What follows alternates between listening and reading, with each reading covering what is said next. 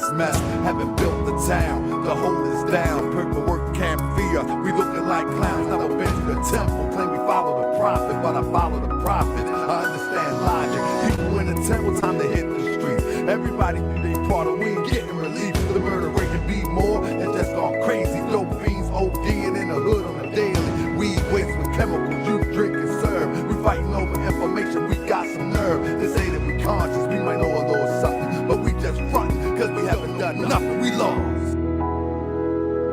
You think we divided, cause I got a fez, and she got a cross, and he got dreads. You think we divided, cause I got a fez, and he got an unk, and he got dreads. You think we divided, cause I got a fez?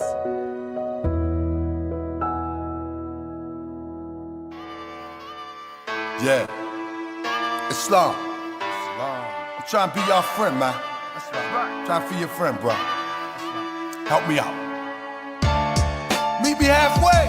Come on. I wanna be your friend. Peace and love. Let me be your friend. Peace and love.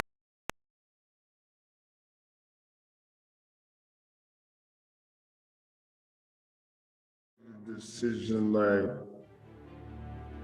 I'm cool with it, let it fly.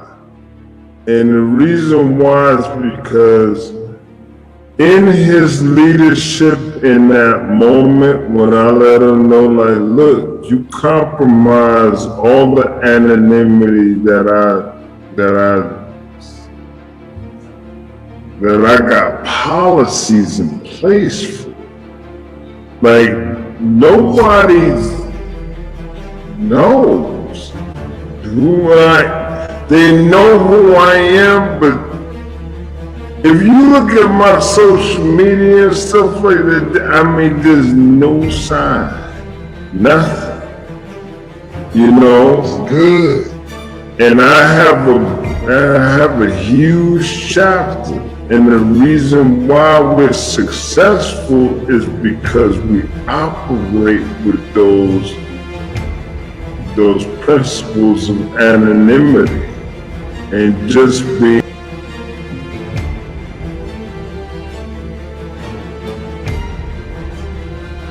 This guy doing? This guy's a nut. This guy's a nut. Let me ask you this. What about Miss Rosemary? How did you feel about talking to Miss Rosemary? She seems very sincere.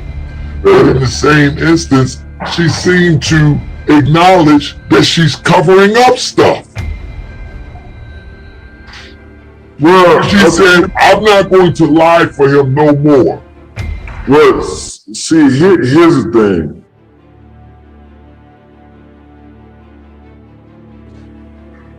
All right.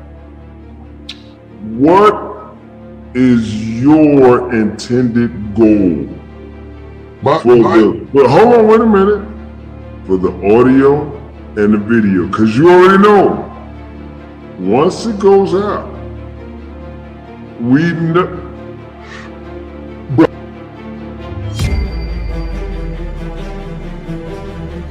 See, he knows, because we talked about it last night, and I pretty much told him, like, yo, you fucked up. You exposed me, you got my face out there, the whole bit, whatever, everything. You know,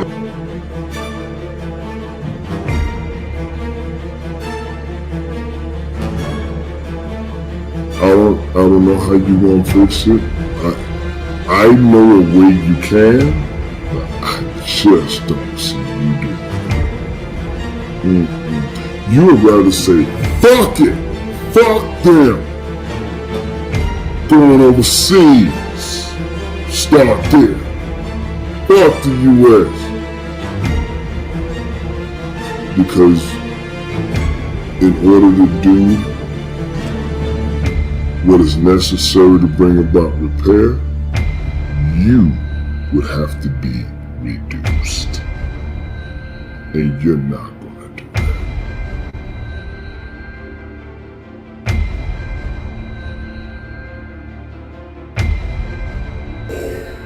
So before you write us off,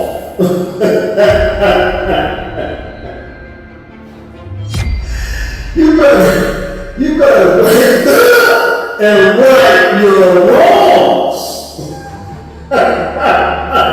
Are you kidding me? You banking on some shit overseas? You banking on some green cards? Nigga, are you fucking kidding me? This shit is right here. Ain't none of them coming. Those weaponless individuals can't do shit for you here.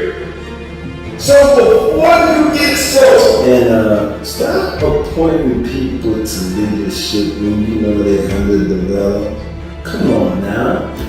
You know what ADOC is, you know what BDOC is. It's a development before appointment. You just throw these motherfuckers in a headship position. Well, you know, how you gonna make somebody the head of something when they only qualified to be the big toe? Listen, come on, man. Woo! Thou art man. Fix it, John! Fix it! Peace. I be that more you gon' remember, be more. I be that more you gon' remember, nap town. I be that more you gon' remember, Tahaka Bay front line till the law call my number. I be that more you gon' remember, LA. I be that more you gon' remember, LA. I be that more you gon' remember, Tahaka Bay front line till the law call my number.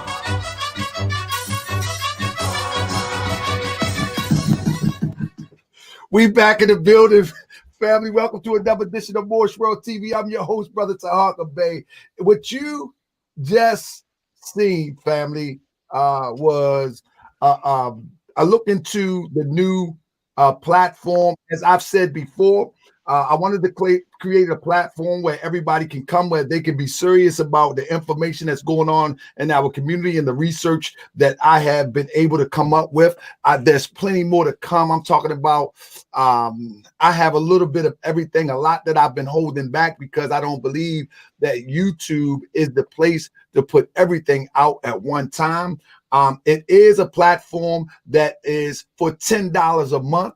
Absolutely. And that $10, actually, let me tell you something. I'm not bashful about trying to raise money to do the work that need to be done in our community. So don't ask me why I'm charging. I am a community activist beyond YouTube. You may know me on YouTube, but I do far more than YouTube, and I've done much work with my own dime. Also, if these brothers like our brother Nick, who will introduce himself, brother Babu, if they need some assistance from a financial perspective, because I know that they're true revolutionaries, I want to be able to say, Moorish World TV have a donation for you. Moorish World TV have some assistance for you. So for those who have a problem with the $10, just don't pay the $10. It doesn't, it's on you, but I will be giving cutting edge research. I will be giving information that you've never seen before. I will be having people that I have interviewed that I have yet to release. People are ready to come forth with more information of the inner workings of the misappropriation of power and the ill moral conduct amongst our people. I'm not going to make it a poop show. I'm not going to make it a side show. But what I will do, I will show that we need to do better, and we need to uplift or hold up the true revolutionary, the true spiritual person, the true religious person. That's right. I know people say we need to get away from religion, but no, we do have some real ones out there. We need to hold up them, and we need to show those frauds before the world, but before our world. And so this platform, everybody is welcome. The link is in the chat, all throughout the chat. But with that being said, don't let me, as brother OC the Great said, I ain't gonna hold you. I ain't gonna hold you. Don't let me hold you. With that being said, I am honored today, family, to have brother Nick Bezzel. If y'all don't know brother Nick Bezzel, he is, if I'm not mistaken, I did a little bit of research, but he is the founder of the EGP, the E. Geronimo Pratt Gun Club. That's big, family. Let me tell you why that's big. Because all of last year, I've never heard of this brother. But today I went to look. I'm not a fact. Not today. He was the face that I seen when I say I want to endorse this. I never talked to Brother Babu. I never talked to Nick. I never talked to Fred Hampton Gun Club, Talib, or any of the revolutionaries that I'm friends with. I never talked to any of them about Tulsa. Brother Talib mentioned it to me. And I think somebody else mentioned it to me. But when I seen Brother Nick, he was giving a speech to tell everybody to come out. And I'm like, who is this guy? I ain't never seen this guy. I'm a media guy. I'm like, I've never seen this guy. Who is this guy? I'm like, yeah. And then I seen my main man endorsing him, Brother Babu, as well as my brother from the brother from the new Black Panther Party he was under Hashim and now under what's his name? I think he was a spokesman there. I got him on a video. I know him from way back to a few years ago. He had did a speech too with the news. And I'm like, yeah, this guy is official. Then I found out he was from Chicago, and me being a Moorish American, anybody knows that the birthplace of the Moorish Science Temple of America, as the Moorish Science Temple of America's Mecca, is Chicago. And so I'm like, man, I would like to get in touch with this guy. And so basically, I'll tell you how it went. He didn't reach out for me. He didn't reach out to me. He's not a camera chaser. I actually reached out to Babu. He didn't reach out to me either. See, this is the difference between a real revolutionary. I got to say this. Hold me 1 second, family. The difference between a real revolutionary, they don't chase cameras. They just go do the work. The media person is supposed to chase them because they see the work that they do, not the other way around. And so I reached out to Brother Babu. I said, brother, I want you to come and talk about the successes of Tulsa. I reached out to Talib and all those that was there because I wanted to celebrate this, you know. I reached out to my brother AJ. I wanted to celebrate this because I see the need. I seen the need for the presence in Tulsa. Long story short, Brother Babu and reached out to Nick, and this is how all this come together. But they are not camera chasers. Other people reached out to me, and it turned them upside down because they was camera chasers. And that's just what it is. And so we're dealing with true revolutionaries today. So family, I want to allow my guests to introduce themselves. I have my brother Nick. You can go first and you can hand it to Brother Babu. And then I got my brother AJ Fraser. And tell the people a little bit about yourself and what you represent and your gun club or your organization so our people can be familiar with you. Yeah, I'm Nick Bezzel, founder of the Elmer Geronimo Pratt Pistol and Rifle Club. Our headquarters is out of Austin, Texas. So that's why you will see the Central Texas chapter that I run currently right now. Our primary focus is on self-defense and standing up self-defense units throughout the country. And not just that, but to teach Black people about gun awareness and get out of that taboo that Black people shouldn't own guns. Because too many times there's a stigma around the country that if you see a Black person with a gun, something bad is going to happen. It's our cause to go out there and make sure that we normalize Black people with guns. What we also try to do is work on the Black agenda. So laws that are not the benefit of Black people, we try to get out there and get in to the city council, to the state representatives. And a lot of those illegal practices that happen against our people, we try to do the work to get them changed here in the state of Texas. Excellent, excellent. What brought you to Texas from, by the way, of Chicago? The military, actually. Okay, yeah. It's Chicago is not an open carry state, though. It seemed like it's not an open carry state, is it? No, Illinois is not open carry I say state. Chicago, Yeah, the yeah, city. yeah. Yeah, Yeah, well, Illinois. Chicago, the city, but yeah, Illinois is not an open carry state. They just because of the Supreme Court ruled that it was unconstitutional the way they had their gun laws in Chicago, so they started passing laws in Illinois that allow people to carry firearms. It's still very difficult. It's not like a lot of southern states or red states. You can go right next door to Indiana, and that's an open carry state, right? So Gary and Chicago basically are right next to each other. One is open carry. One, it almost takes an act of Congress for you to be able to carry a firearm in the city limits. So you have that. Wow. I'm glad to hear that you well educated on that, because you just taught me something. With that being said, brother Babu, what's up, big brother? Tell the people a little bit about yourself. Oh, well, man, I'm Babu Olomowale, the co-founder of the Huey P. Newton Gun Club, which was founded in 2014. Dallas, Texas is my city, and the gun club was basically founded because we got tired of the police killing our children and our people and our communities on an unfathomable scale. So what we did is we organized the organization to go out and to patrol the police in our community so we can keep a watchful eye over them. And since we have been doing these patrols, numbers have drastically went down in Dallas, Texas.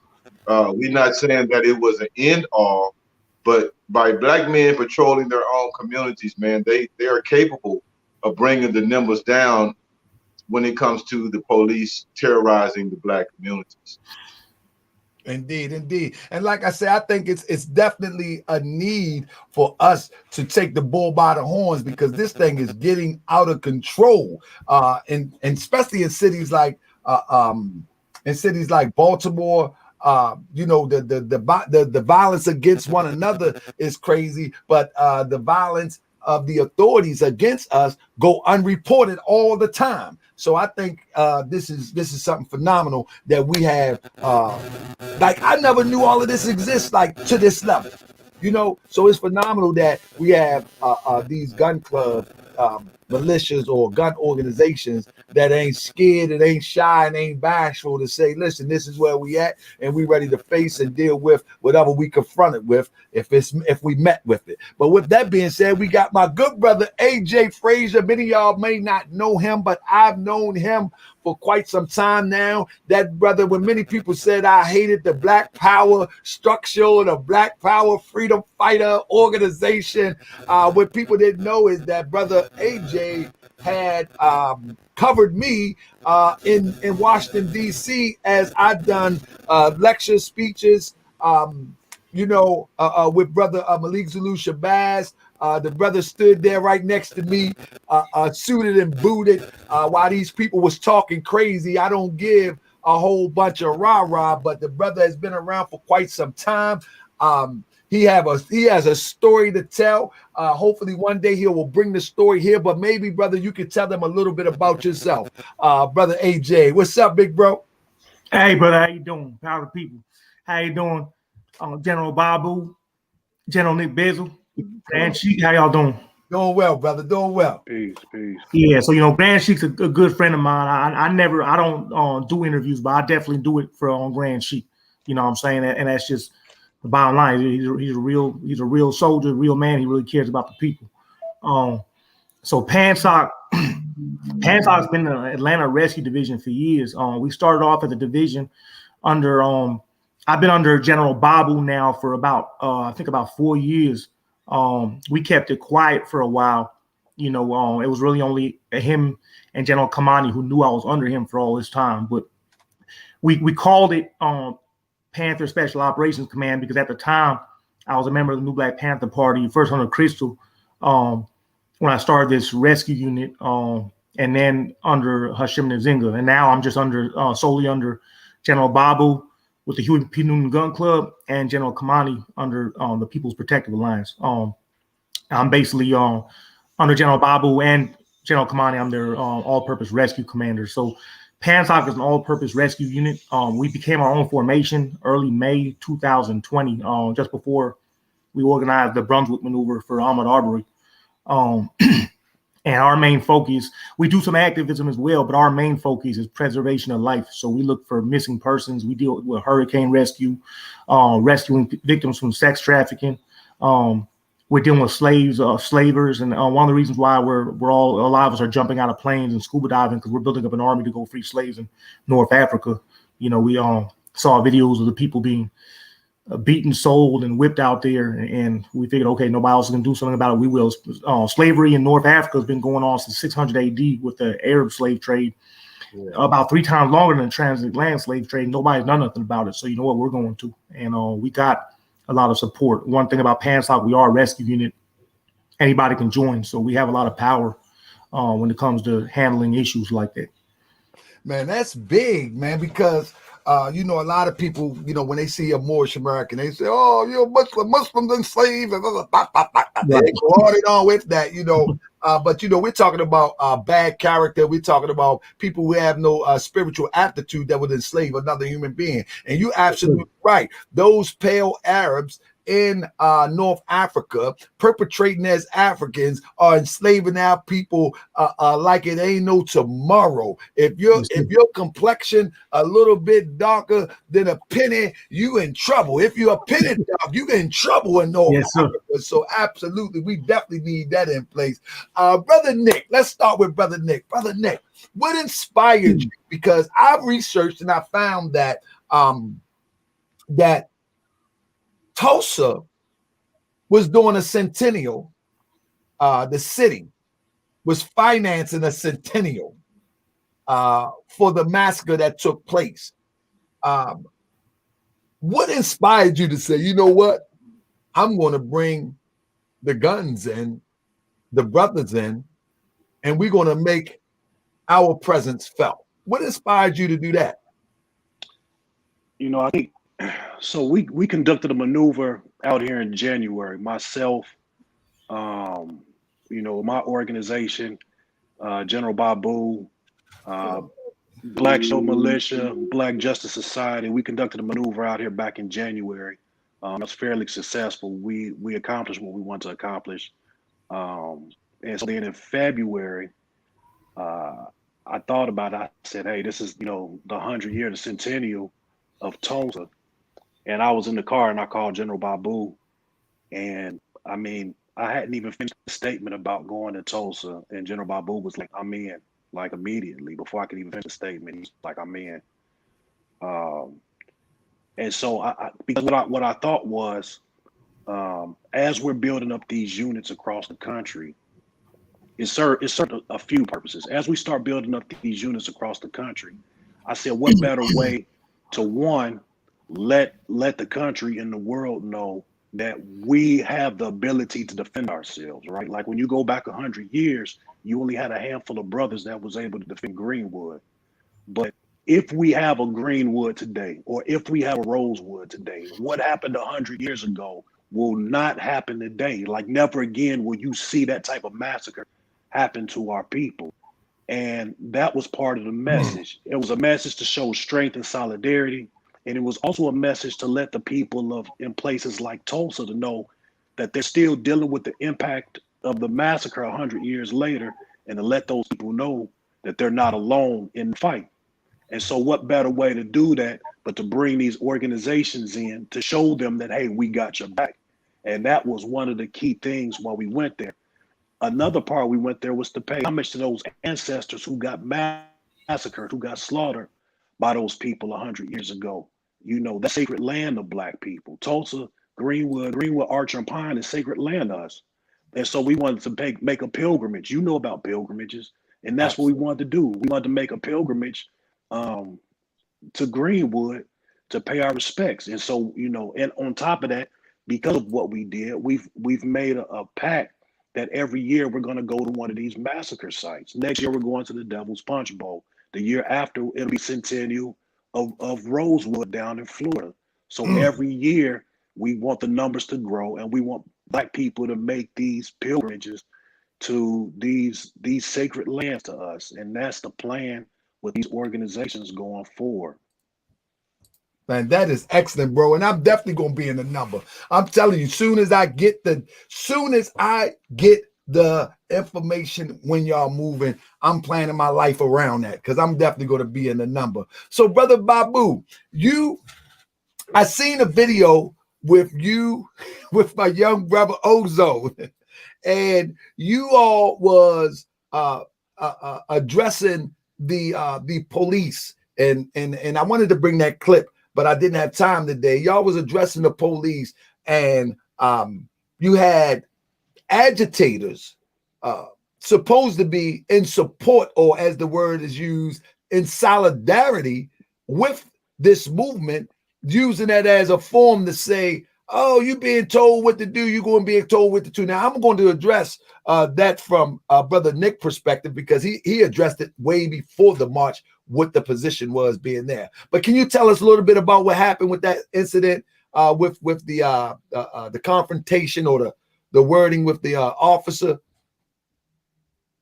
Well, basically, we were already aware that they had signs at the festival that said we could not open carry at the festival.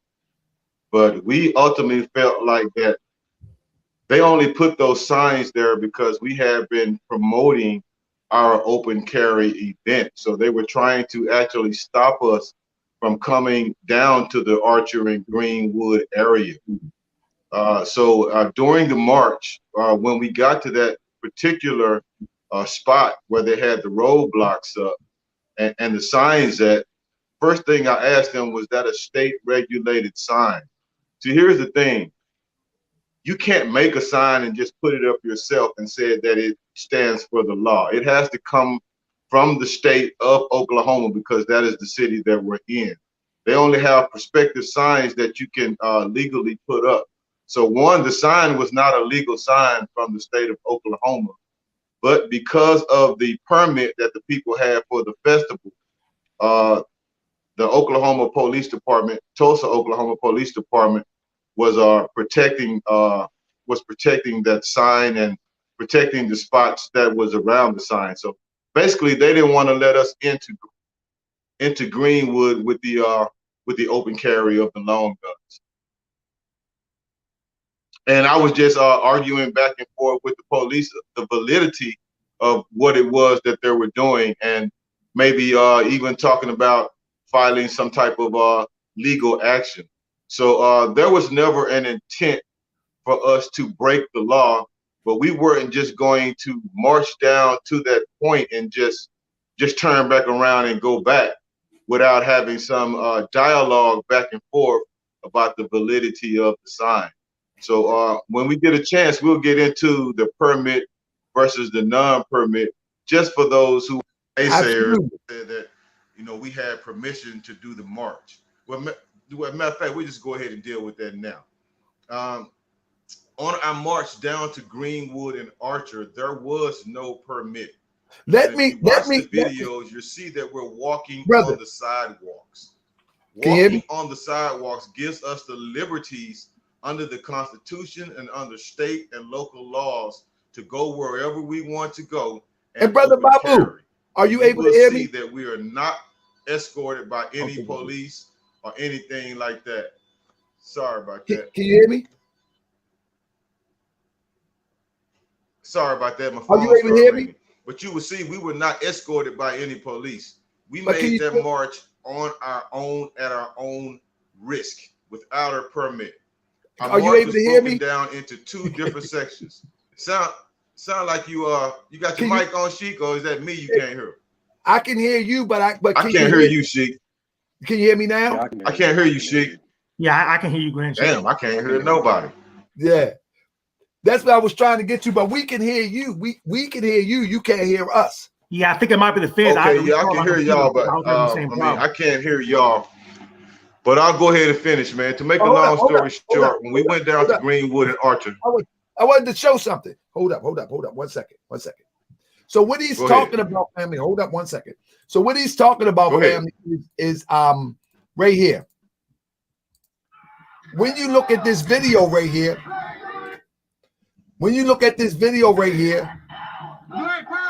you're able to see.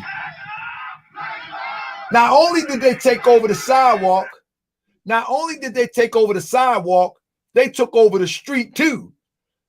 they are moving like they're supposed to.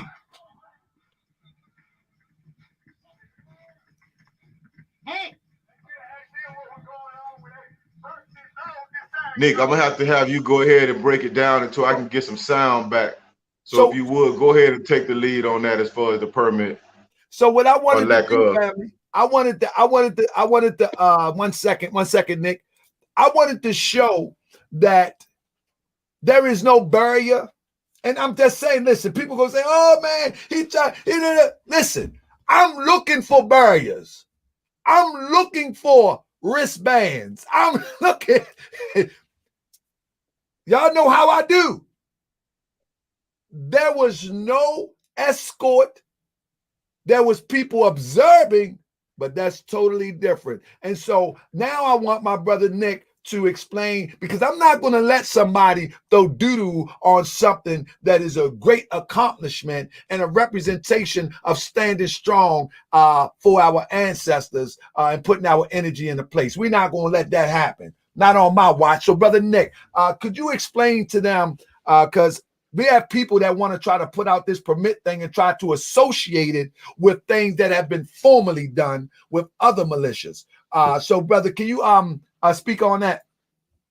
Yeah, I mean, like General Babu was saying, there were two parts of the march. It was something for everybody. There was a non-permitted part of the march, which is what you saw, and then the permitted parts of the march. The permitted parts of the march didn't start till later. We weren't going to wait around all that time for police to come block off streets or anything like that. So that's when we decided to exercise our legal rights. And we walked down to the intersection of Archer and Greenwood without the police. And so that's what you're talking about, and that's what you saw. That's what we wanted to do. So for people to say, oh, they needed the police to do this or they needed the police to do that, that's false. And if you watch that clip when I went to Tulsa a couple of weeks prior to that, I clearly made it known that with or without a permit, that we were going to come to Tulsa and we were going to exercise our rights. And so it was in their best interest. Nobody was there begging them for anything. We told them what they were going to do, and they did it. And so there are two things. We exercised our right on our own to take the sidewalks and take the streets to where we wanted to go. And then because we told them that we were coming regardless, the city council voted 9-0 to pass the permit because they knew we were coming regardless, and it was in their best interest to pass the permit. And the permit part of it, and let me clear something up. There were a lot of people that we wanted to participate. This was open to all Black people. Some Black people wanted to participate. Remember, there were children out there and everything else. There were citizens. Remember, those people are when you go out there and talk to those people, there are some fearful people out there. But we wanted the community and we wanted children to participate with us as well. So the permit were for those people who wanted to participate and march with us. It was nothing about going to get permission because we can't do something without the police. No, this was for everybody to participate. We wanted all Black people to join with us. Again, I keep telling people, this was a move to honor the ancestors, to show strength, solidarity, and unity among Black people, and to support the Black people of Tulsa. So for anyone to come and say we didn't need a permit. We were going to do that regardless, as you saw in the first half of the maneuver. And the second half was to get the people of Tulsa and the children out there to get involved and join with us. And this is what I love about this. You know that in the past when I've done these shows and I say, well, let's get the people that have organized these events on the show and see what they have to say. And they fail to address the people. Now, you can't tell me, anybody that watching this that's a hater, you cannot look in my face and tell me that brothers like this are not straight down the middle with it, because we have experienced those that will not answer up and will not talk to the people that they claim to represent. They will not even explain anything to the same people that they say claim to represent. But let me play this real quick. Never, ever again Now at 6, a controversial call for justice by any means necessary. Armed protesters plan to take to the streets of Tulsa's Greenwood district later this month. The Second Amendment March is scheduled for May 29th during the Race Massacre Centennial. But tonight, organizers claim the city is trying to make sure it doesn't happen. 2 News reporter, the city is trying to make sure it doesn't happen. 2 News reporter, the city is trying to make sure it doesn't happen. 2 News reporter, the city is trying to make sure it doesn't happen. 2 News reporter Vincent Hill is live in the Greenwood district with that story and the city's response. Vincent? Yeah, Karen, so the march is being put on by the Ilmore Geronimo Pratt Gun Club, and one member of that group says the city of Tulsa is trying to hinder their message. Nick Bezzel grew up in Chicago surrounded by gun violence. And then as I got older, you start seeing how things transition. You start seeing a lot of the violence taking place, the shootings. And I always had the mentality like, you have a gun for self-defense. He learned his expertise in weapons while serving the country. Well, I was a combat soldier in the United States Army, 2 tours in Iraq, Afghanistan. I also was stationed in Korea. Bezzel says now his mission is to serve his community. We just decided to do something to help black people get involved in firearms, help them learn safety, let them learn about different firearms and what they're all used for. He says the purpose of the march is not intimidation. I think one person had put it before as an occupying force. But to honor the victims of the 1921 Tulsa Race Massacre. See, do y'all get it now? Do y'all get it now? This is not no bravado type of thing, but if you with it, then we with it. That's what's going on here. We need to stop acting as if everything is about a bravado, poke your chest out. Honoring the ancestors is paramount at an event like this. So let me yield the floor back to Nick, brother.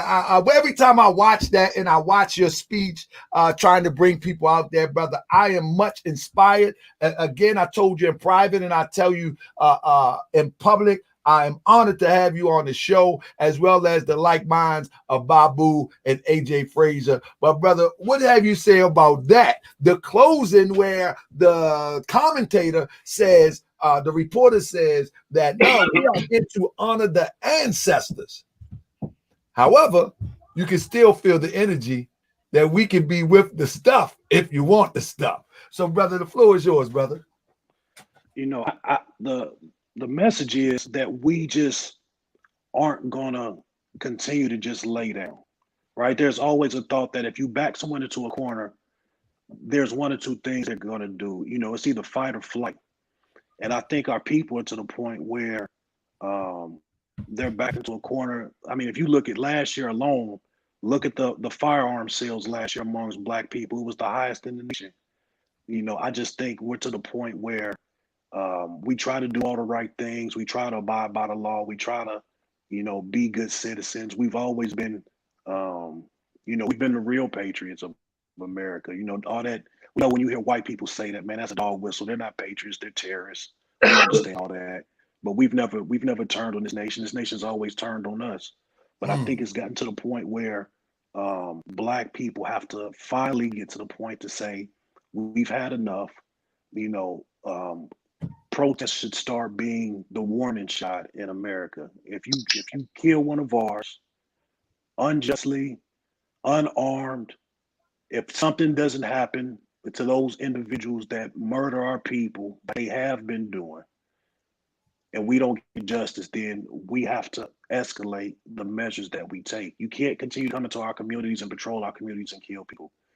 We need to start taking over, and we need to patrol our own communities. We need to take a hands-on approach and tell those pigs to stay out of our communities. That we'll do policing. We'll handle our people internally, but we can't be over police. The numbers speak for themselves across America.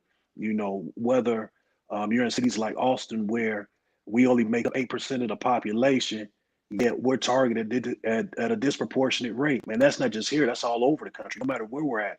Our numbers when it comes to policing are always higher than any other demographic, which tells you the slave patrol, which is what they call the police department now, they're doing exactly what they were created to do back in the 1700s. They're made to capture and kill Black people and to preserve white supremacy. So they're doing exactly what their function is supposed to be. Right, But we have to keep these people out of our neighborhoods, and we need to be accountable of our own people. And again, so units like ours, mine, General Babu's, AJ's, and all the other commanders across the nation, we have to be able to police our own communities, police them the way that we need them to be policed, until the pigs stay at our communities, we'll deal with it ourselves. And that's, kind of the point where we need to be. Man, do y'all see how serious this is? Y'all see how serious this is? These brothers inspired me to calm down tonight. They so serious. I want to make a few jokes. I'm taking it all in because I'm taking in the energy of real revolutionaries. You know what I'm saying? Man, if you ain't inspired, man, you got to be crazy. Hit the like button. But brother AJ, how did you feel? I was looking at the pictures.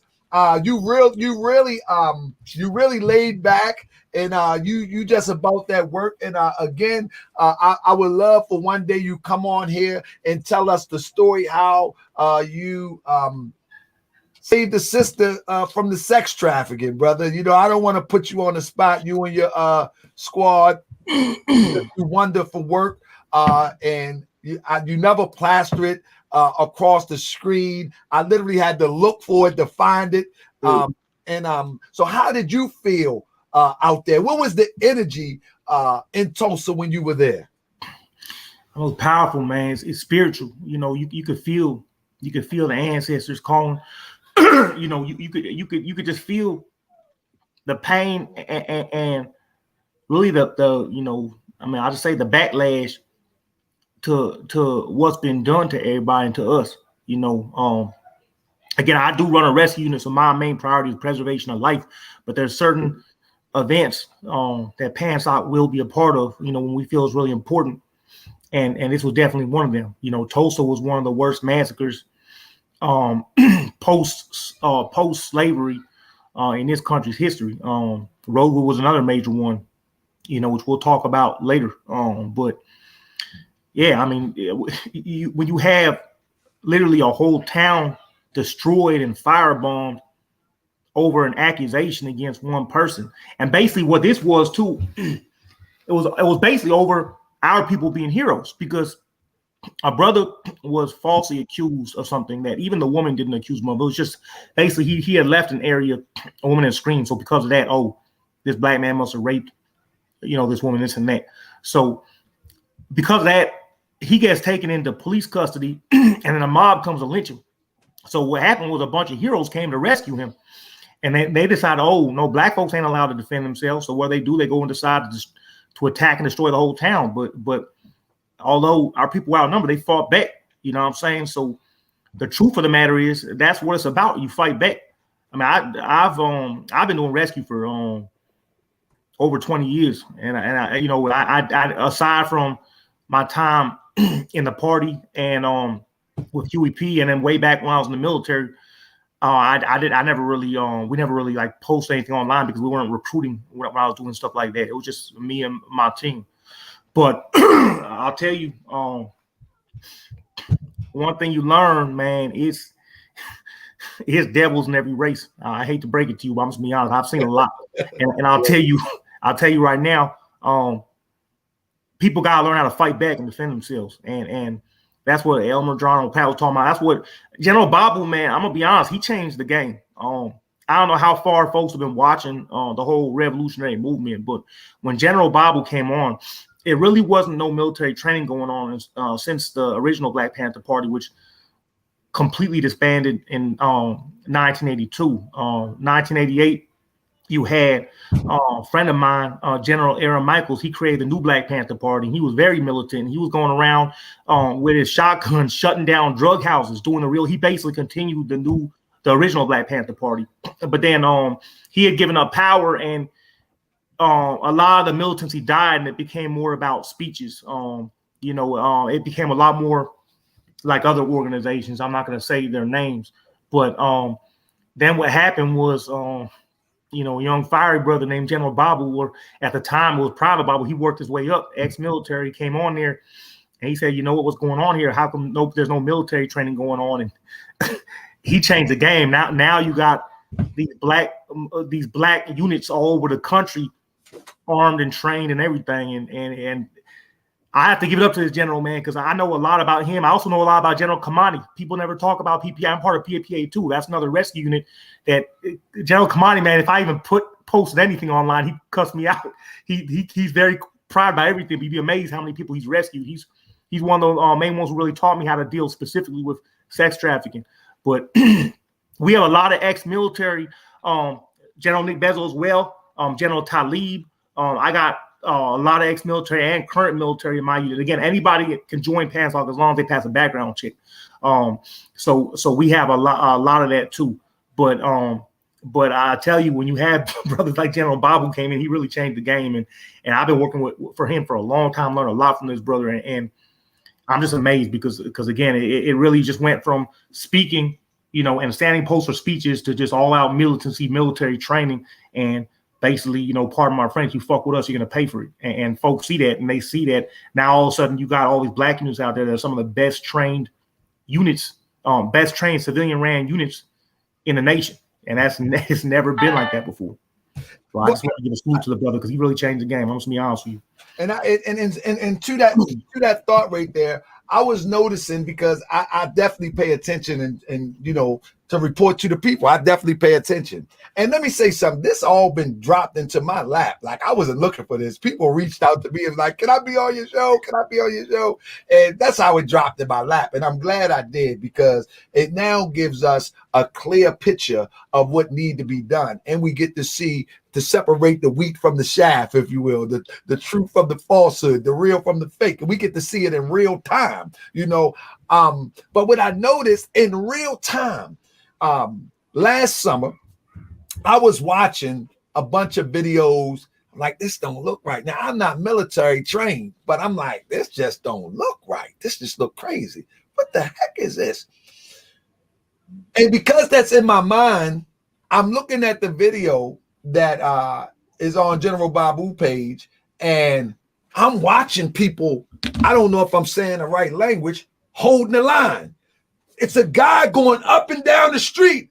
Hey, hey, hey, calling commands, moving his hands. I'm like, what in the world is this? What I'm saying is last summer I seen, and shout out to all the military people that put their black boots on and their black suits on and they came out and went up Stone Mountain because they was inspired to do something about the oppression that we was facing.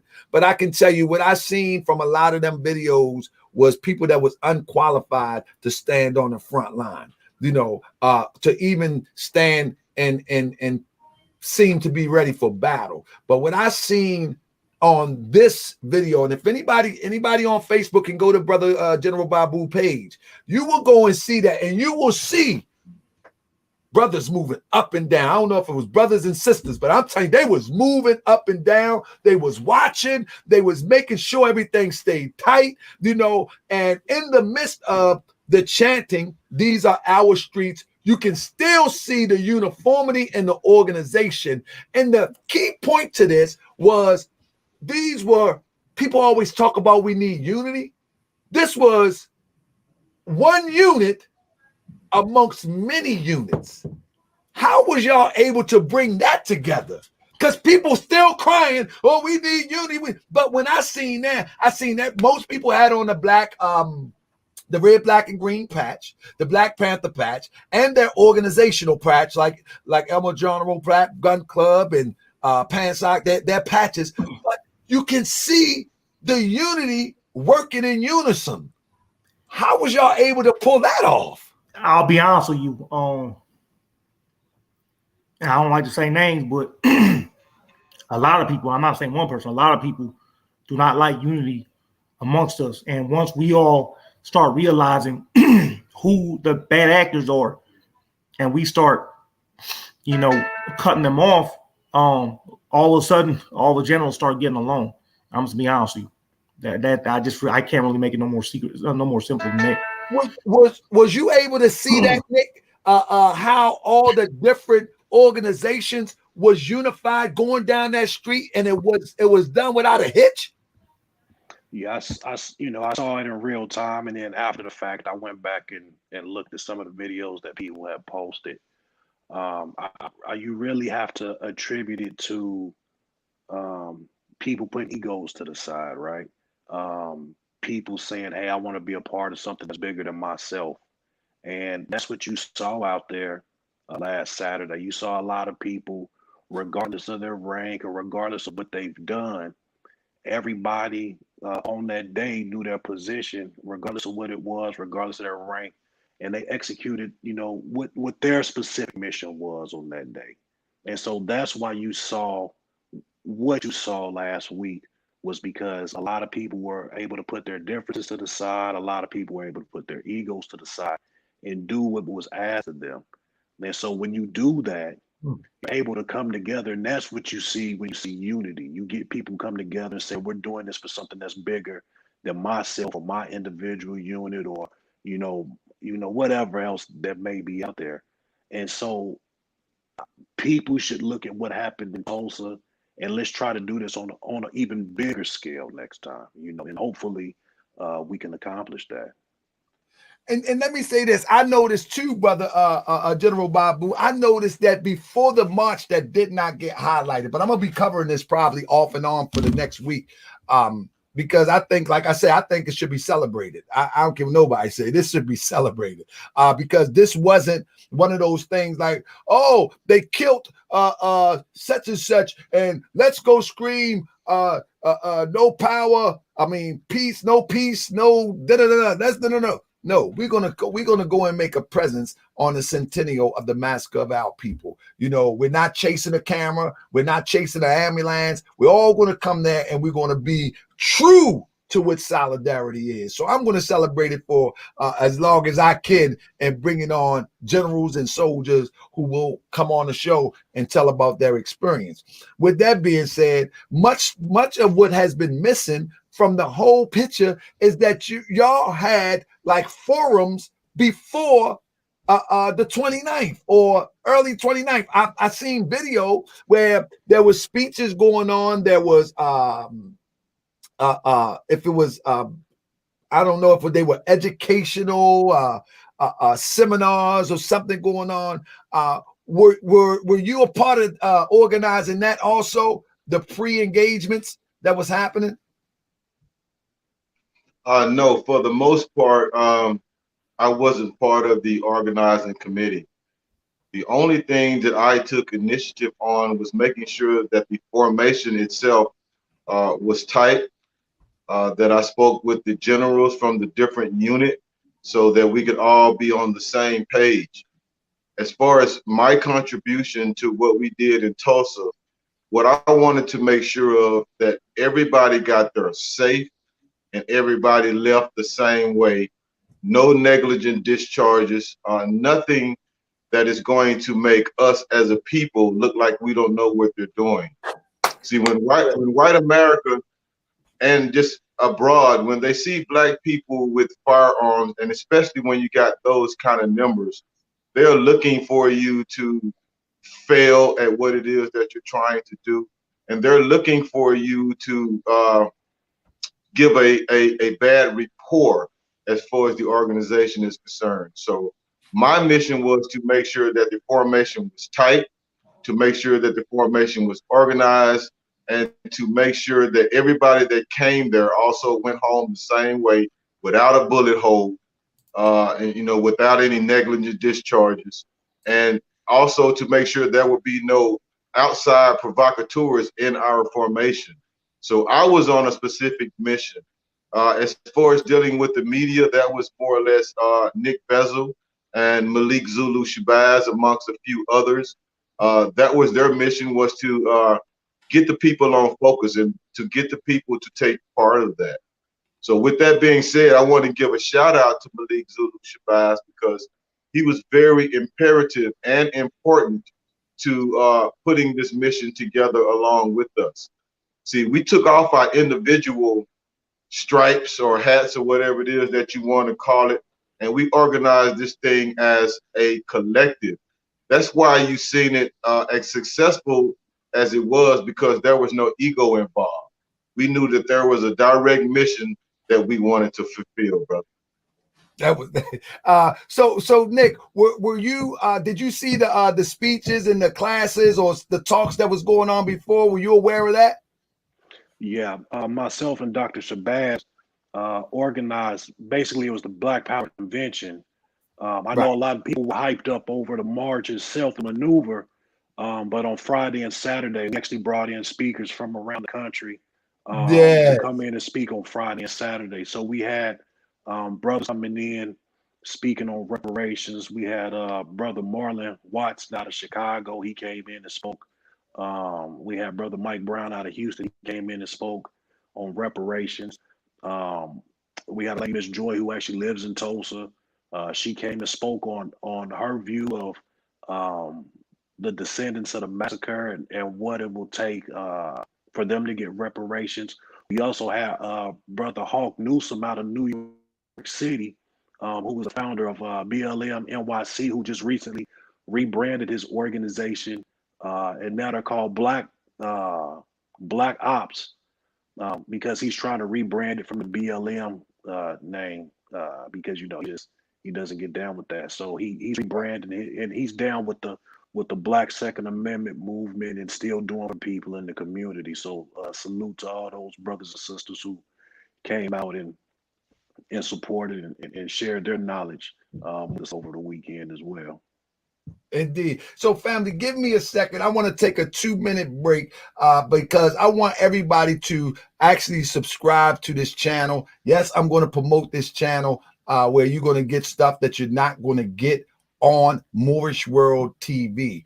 I will tell people you can email me if you are indigent and you don't have the finance, $10 a month, and you email me and I consider it. I will let you in there if you're a supporter of Moorish World TV.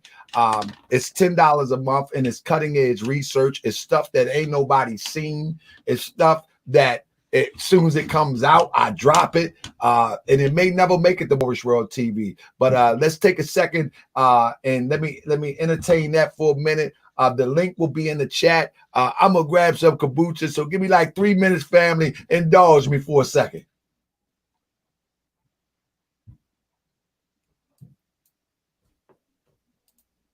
Decision like, I'm cool with it, let it fly. And the reason why is because in his leadership in that moment, when I let him know, like, look, you compromise all the anonymity that I got policies in place for. Like, nobody knows they know who I am, but if you look at my social media and stuff like that, I mean, there's no sign, nothing, you know. It's good. And I have a huge chapter, and the reason why we're successful is because we operate with those principles of anonymity and just being.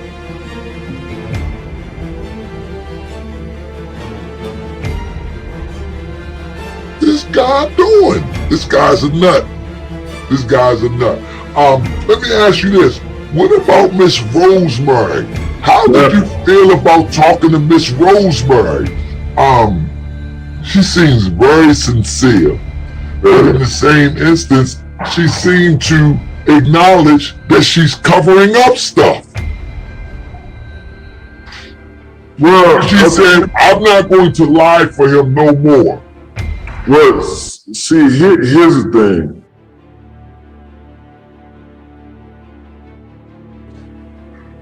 All right.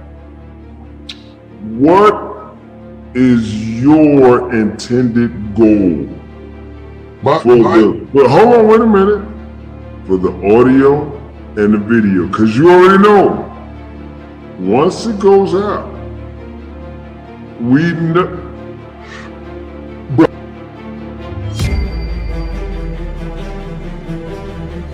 See, he knows. Cause we talked about it last night, and I pretty much told him like, yo, you fucked up. You exposed me. You got my face out there, the whole bit, whatever, everything. You know,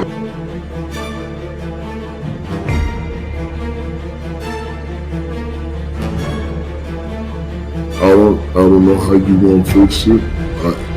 I know a way you can, but I just don't see you do it. You would rather say, fuck it, fuck them. Going overseas, start there. Fuck the US. Because in order to do what is necessary to bring about repair, you would have to be reduced. And you're not gonna do that.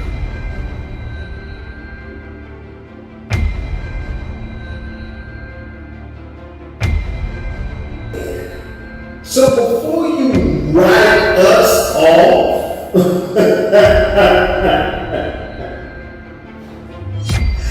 you better wake up and right your wrongs. Are you kidding me? You banking on some shit overseas? You banking on some green cards?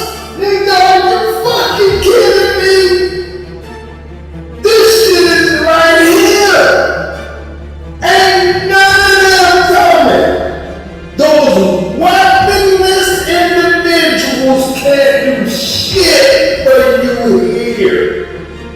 So before you get so and stop appointing people to leadership when you know they're underdeveloped. Come on now.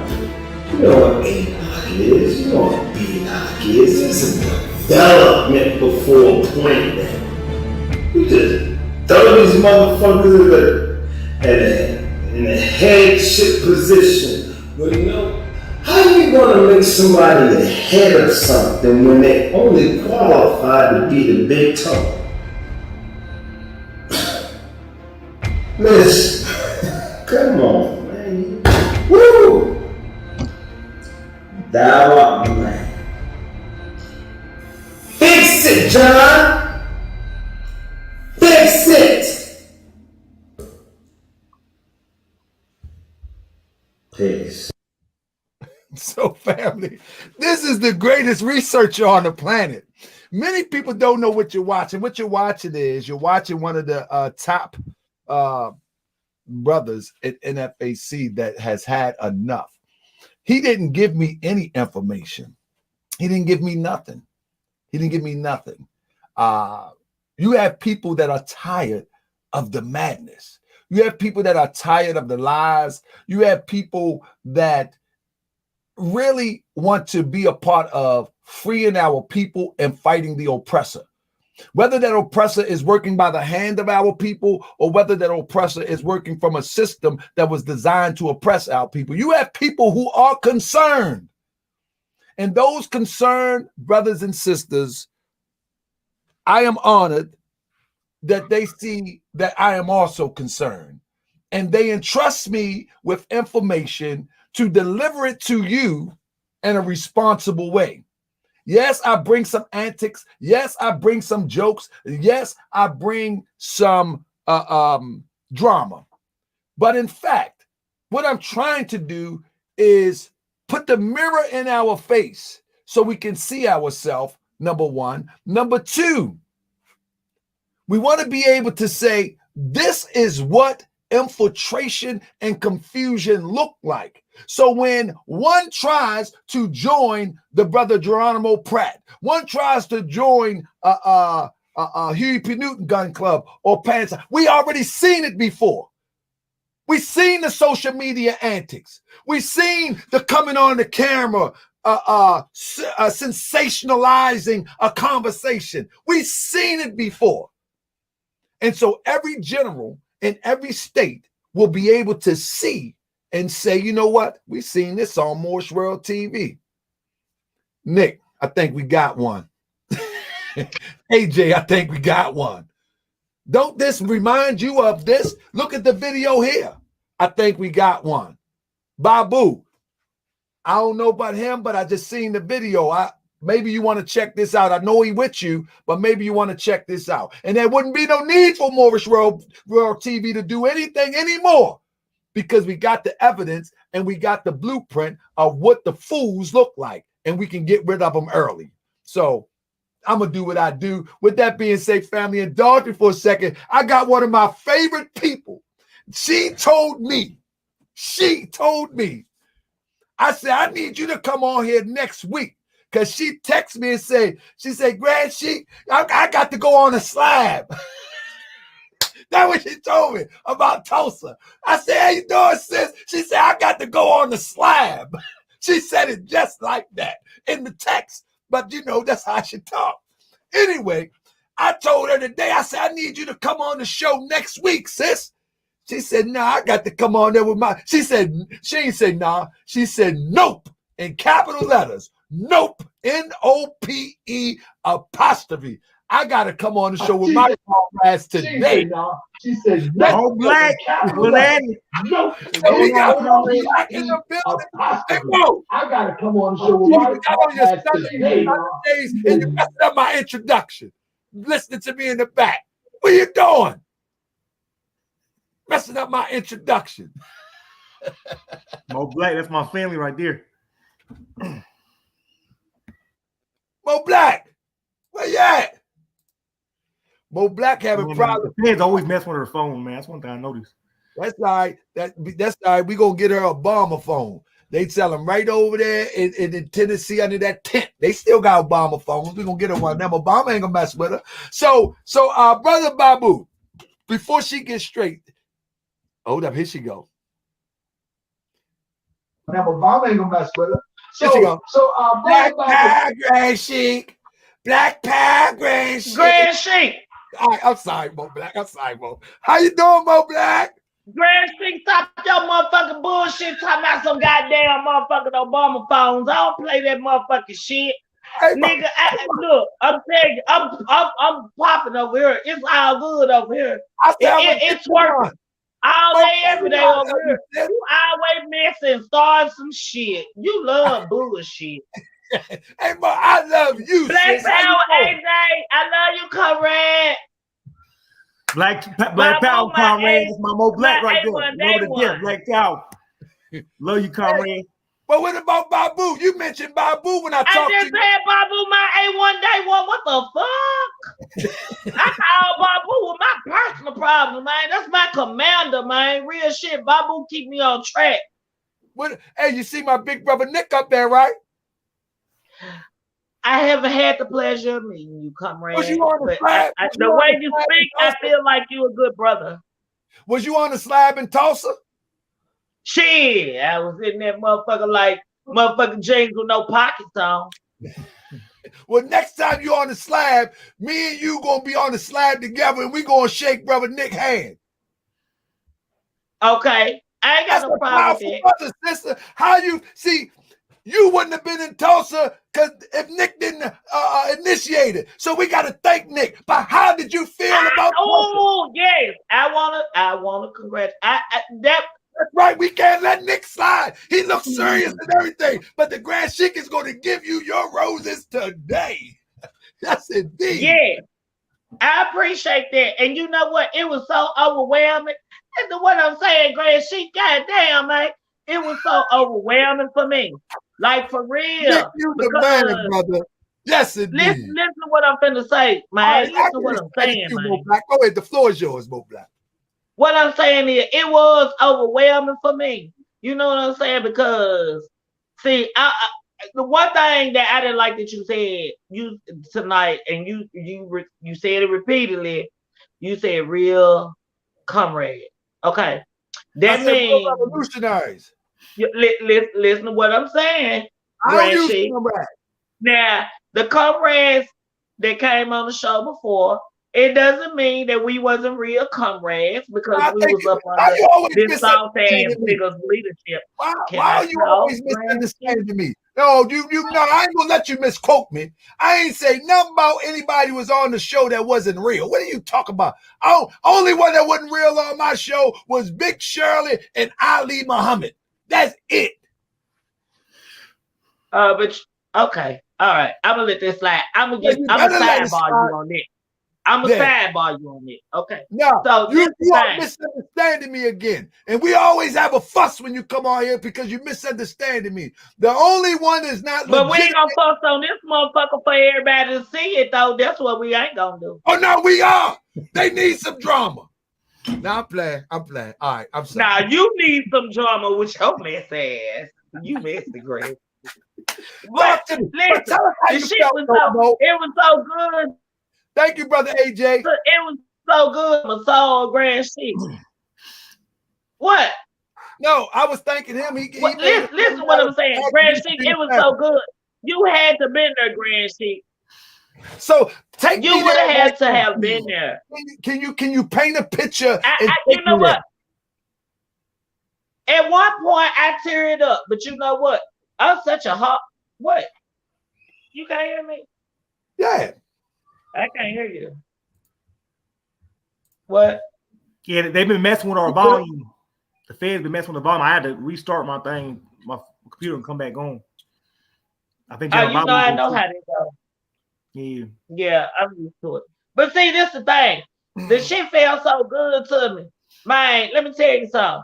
Grand Sheik, I had tears in my eyes, but I wouldn't let nobody see it. You know, I walked out.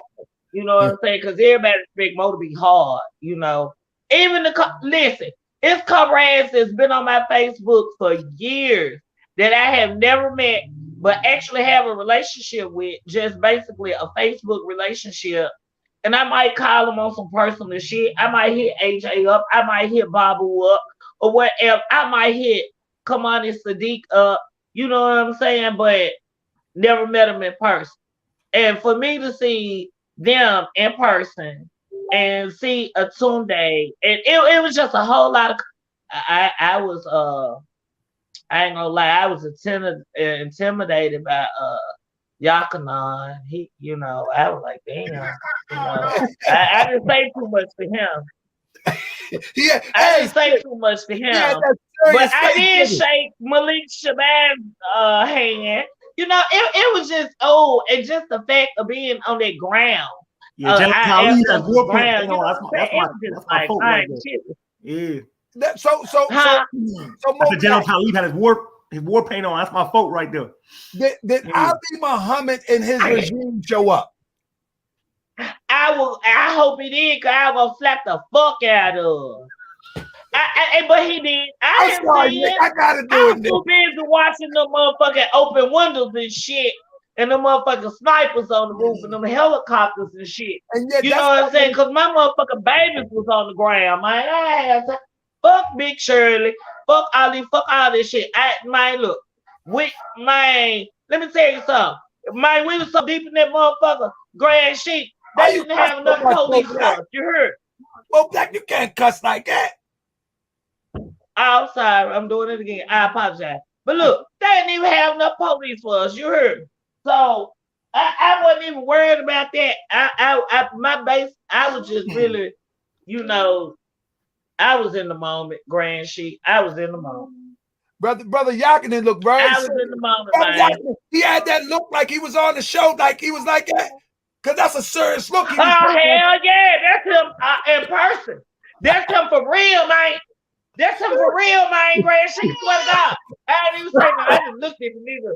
I just looked at the nigga like, and threw the fist up and kept it motherfucking moving. You know what I'm saying? But I did chop it up with my commander, Babu, and AJ, and like I said, a couple more. Hey, now they're on the phone, baby. Now they're on live TV. Hold on. And so I chopped it up with the ones that I'm familiar with, you know, but I don't fuck with him like that. He's serious. Not saying that the other ones ain't serious, but I'm out of his lane. He out of my lane. I mean, he the type of nigga you gotta ease up to. He's the type of nigga you gotta have a real intellectual you know what I'm saying, conversation with.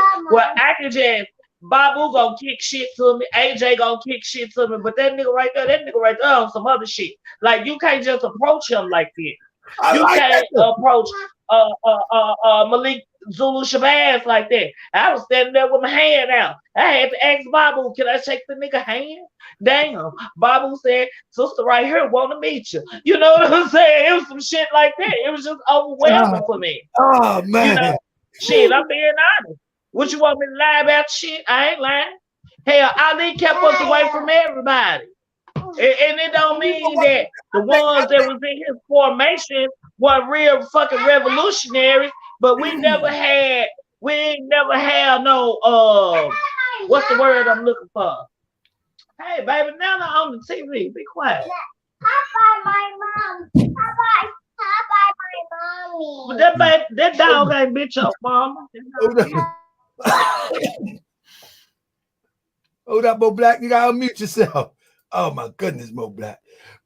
It was love. It was love. Hey, Mo Black, give me 1 second. I want to talk to Nick about what you just mentioned because I wanted to get to a few questions on even Nick and Brother Babu.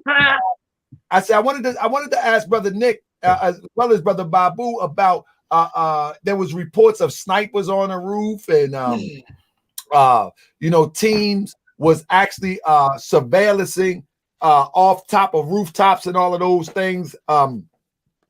How did y'all feel about that, if that be true?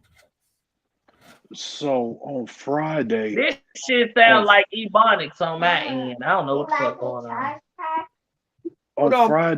On Friday, we took a unit out to walk the route. And there was a particular building where there was construction going on at. So a member from our organization went and asked the construction crew. So this was Friday. It was members from my team and Ozone and his team. So we went out and a member of my team, my chief security, asked the people there, will anybody be working on this building tomorrow? His answer was no, nobody will be in this building tomorrow, which would have been Saturday, the 29th, the day of March. So we already had that covered. So then the next day, the 29th, so everybody got the brief, and there should be nobody in that building. That building was under construction. When we took the streets on our own, the first part of the maneuver, immediately people started identifying that there were people on the next to top level of that building. And we identified that it was two people up there in camouflage surveilling the maneuver itself. We didn't use rifle scopes. People had binoculars. We checked out what was going on. So on our way to Greenwood and Archer, we identified those people.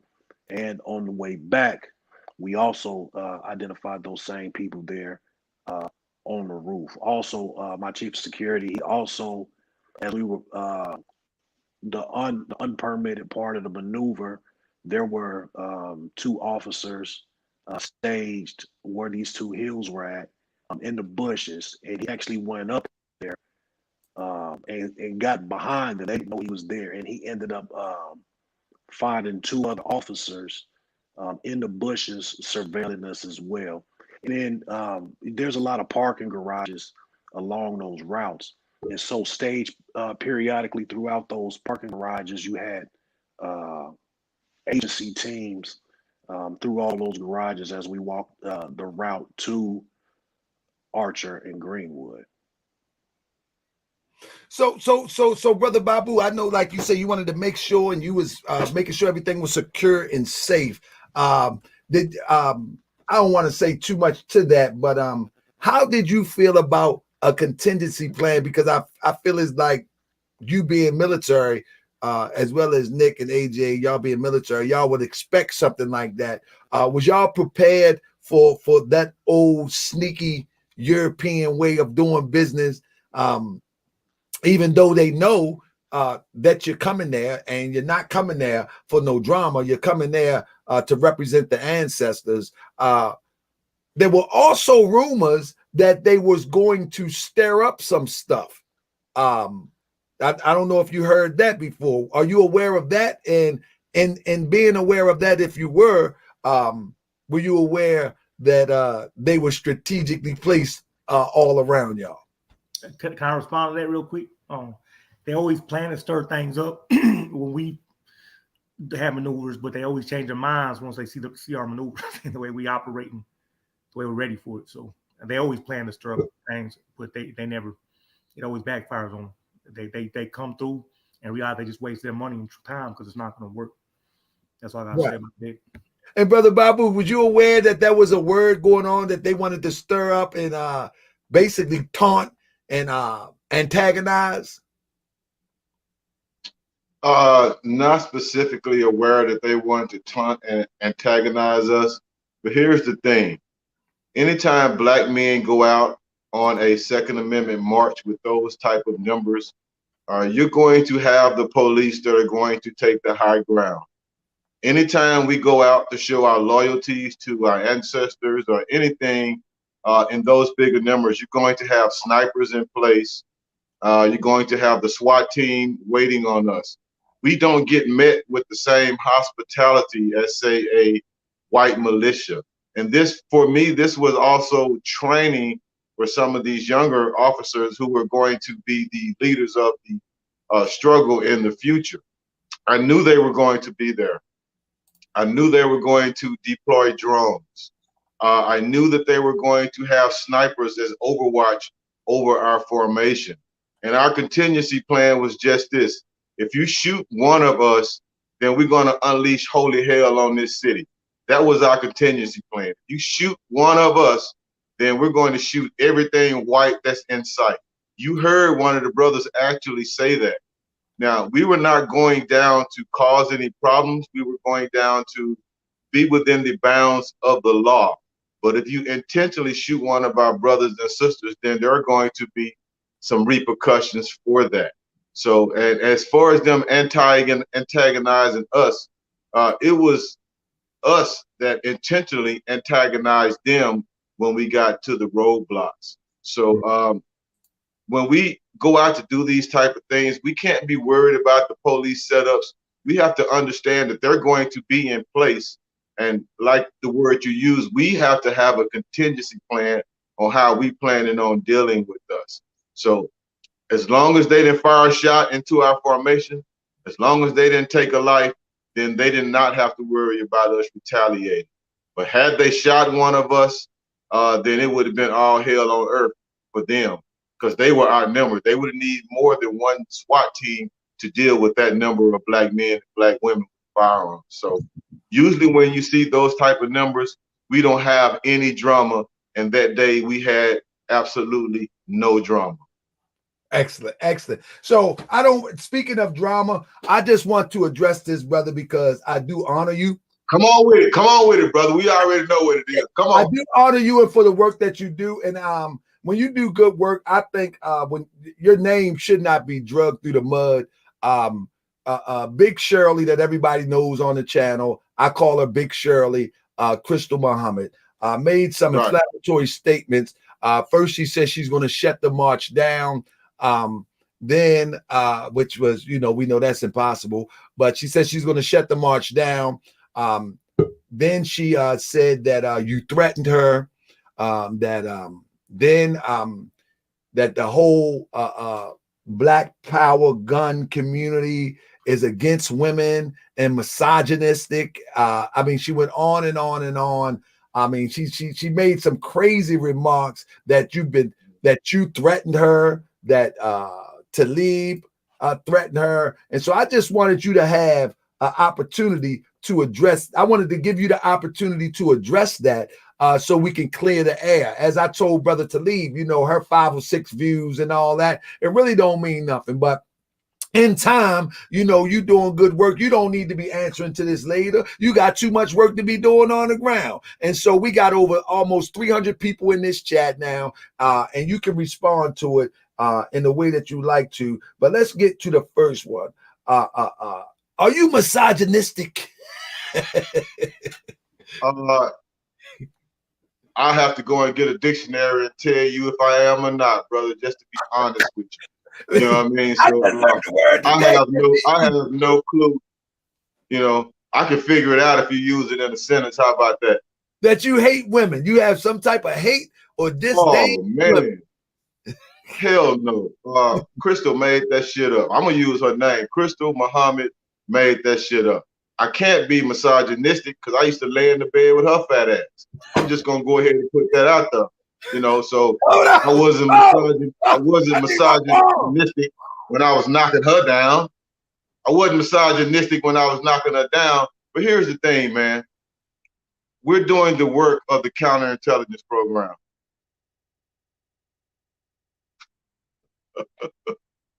Oh, I must have fell off.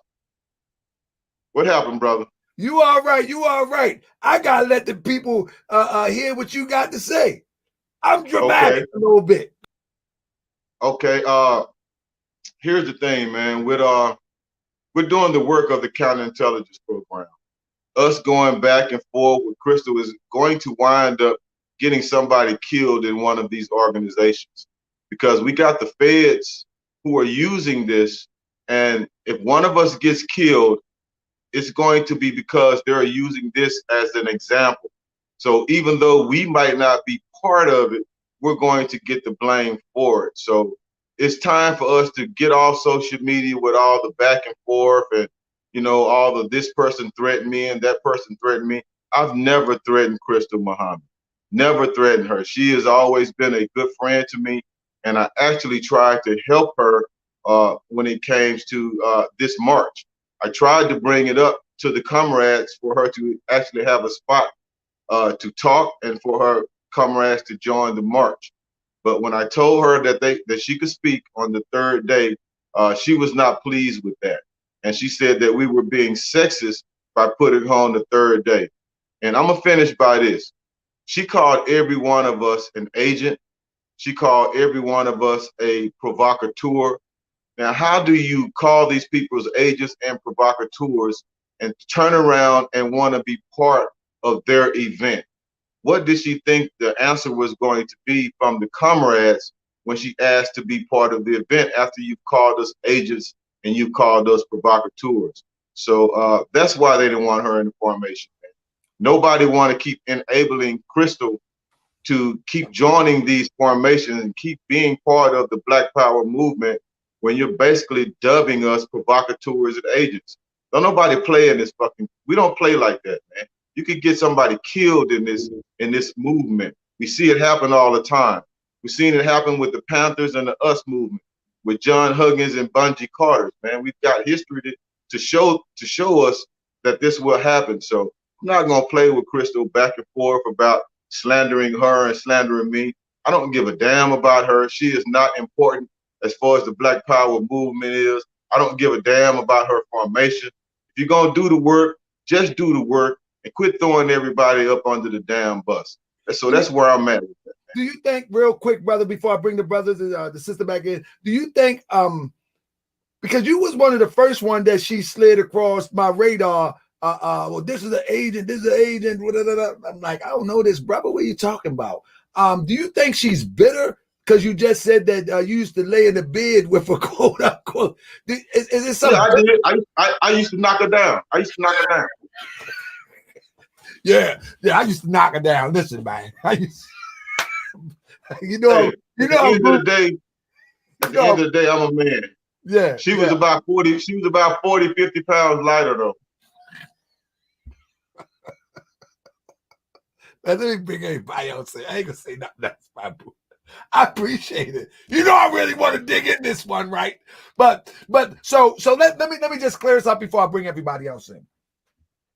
What do you think is the true solution in dealing with someone? And I'm gonna do this, and I don't want to be too dramatic with it.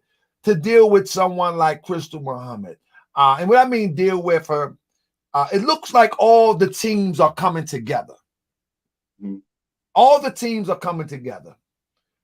And as you mentioned, she have called all the generals that I've known, except for Nick, agents.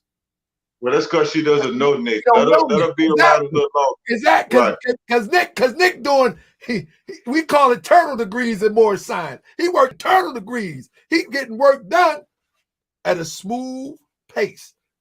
And so she don't know Nick like that. But anybody that she knows she has called an agent. Malik, you, Talib, AJ, on and on and on. On and on and on. How do you ultimately deal with something like that when everybody is coming together and working together and they're not seeing themselves as I'm better than you, my regime bigger than you, my formation better than yours? Y'all not doing that. Y'all are working that out. But over here, she have went on Fred Hampton Jr.'s podcast and just tried to drag the whole efforts of this event. Well, what I will say about Kystal is she believes in loyalty. And if you are not loyal to her, she will do everything in her power to destroy you. Most of us came from under her formation. I was in her formation as well. One of the worst things that I ever did was side with her when it came to the splitting of the new Black Panther Party. I was with that. I apologized to Hashim when he was living. I apologize to Malik Zulu Shabazz that I made the wrong decision. Now, what do we do about her? We just keep doing the work. If she wants to get on social media and vent and, call us agents and provocateurs, I mean, then the hell with her. So we have to quit giving her the attention that she wants from us, because if Sister Kystal died today, if I died today, the struggle would still continue for millions of Black Americans across this country. So we just have to keep doing the work and stop giving her a platform. So really, after today, I'm absolutely done with it. And I don't care what her people come back as far as a response. I'm done talking about Big Shirley. Absolutely, brother. You know what? And I made that same decision for my platform. My private platform that people subscribe to, I'm going to share all of the transmissions of how she tried to use my platform as a weapon against everybody that was a general or a leader. Before I even knew who a Babu was, before I even knew who I knew AJ and Malik, but before I even knew a lot of the generals, Talib, she was trying to, I thought she was a real one. I wanted to endorse a sister. I wanted to uplift the sister because we need more sisters on the front line, on the forefront. But she tried to weaponize the platform, and then she solicited money from the platform for a fallen comrade, and the family never got the money. That's something that I can't handle. Saying that, okay, don't worry about it. No, we're gonna address it. So, but I've made the same decision too. I may pop a little joke every now and then, but I ain't spending no hour talking about no Big Shirley ever. You know what I'm saying?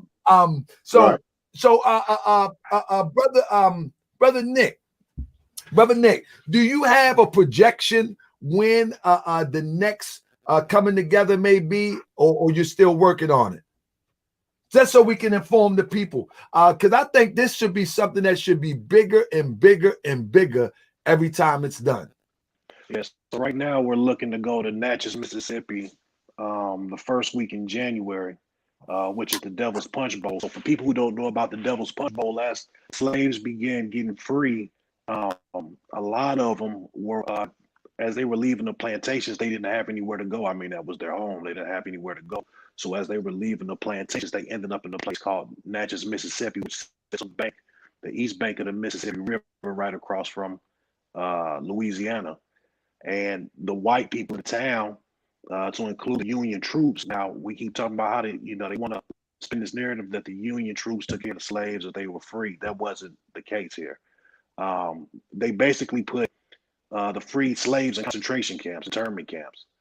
They walled them off in there because they didn't have anywhere to house them or to feed them. So they walled these freed slaves. They walled them off in this area, not just Mississippi, and they basically starved to death. As they started dying there, they walled them off. They wouldn't let them out, and they started tossing shovels over the walls and bury the dead right where they lay. And these were the Union soldiers that were supposed to be the ones who were supposed to be freeing our ancestors, and they basically killed them by the thousands, tens of thousands, maybe had passed away there, because they said the city of Natchez, Mississippi went from like 7,000 people to, I don't know, some astronomical number like 120,000 people in a matter of weeks. And so, those ancestors were basically left there to die. And so that'll be our next will be January 2022 is where we're going there. And then the centennial of Rosewood, January 2023. The first week of January in 2023 is when the Rosewood massacre took place. So those will be the next two national events that are on the radar.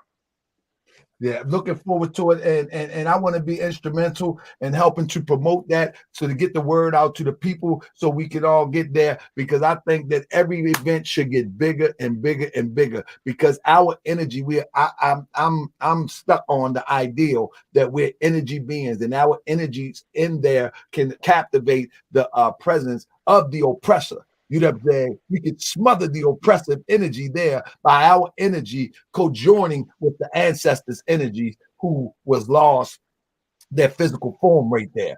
Can I say one thing about I was about to give you the floor right now, brother AJ. I'm sorry. I just want to say one other thing about Rosewood. So Rosewood, in some ways it was even worse than Tulsa, to be honest. It was real bad. And I mean, they were hunting every woman and child they could find and just slaughtering them. And Rosewood was so bad that nobody came back. To this day, Rosewood was like basically, it's near the Gainesville, Florida area, near Gainesville, Florida. It's near University of Florida, and basically, Rosewood. To this day, the area that was once Rosewood only has one home that was not destroyed. They never came back. They never rebuilt. It's just one home, and the rest of it is a ghost town. Everything was just destroyed and demolished, and so they're trying to turn that one home into a museum.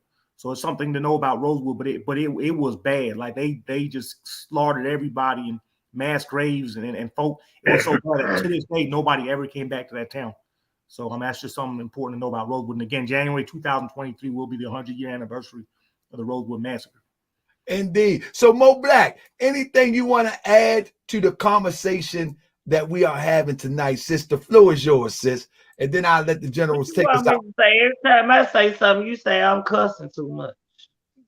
But you do be cussing though. You do. Well, hell, I'm just being me. But okay, I want to ask you a question. Grand Sheet. Taharka Bay. Can we agree that our comrade, not just RBPP, just Black Panther Party, period, whether that it's the party or we all Panthers, but can we agree that we do more than just feeding people sandwiches? Since you really took that person, that was months ago. Yes, I can't let it go. Sis, let me explain something to you. We need people to feed sandwiches. We do need but that. We do more than that, Taharka. That's all I was trying to tell you, Grant. What I was trying to tell you, and I want you to understand that Ali Muhammad was using that practice as bait. He was using that to bait. I know that. Yeah. I know that. I'm talking about Ali Muhammad efforts and getting pizzas and giving them to people in the neighborhood to try to validate himself as a leader or a revolutionary. And he gets people to do that to validate him or validates RBPP. So I'm only talking about Ali Muhammad. Now, I think we need people to feed people. I'm not even against, I think we need a sector of our community that is going to do the marching. I'm not with the marching, but we need that. I think Brad Sheik, I'm glad you said that. And Comrade AJ and Babu and Nick, please don't take it personal. But baby, I ain't in shape like I thought I was. That was my first motherfucking march, and I guarantee you it's gonna be my last. I'm telling you, I drank so much motherfucking water, I was sweating like a motherfucking slave. I had to go in the bushes and pee and some other shit. I can't do that because I took so much water in. I'm like, I can't do this motherfucking shit. I'm fluffy.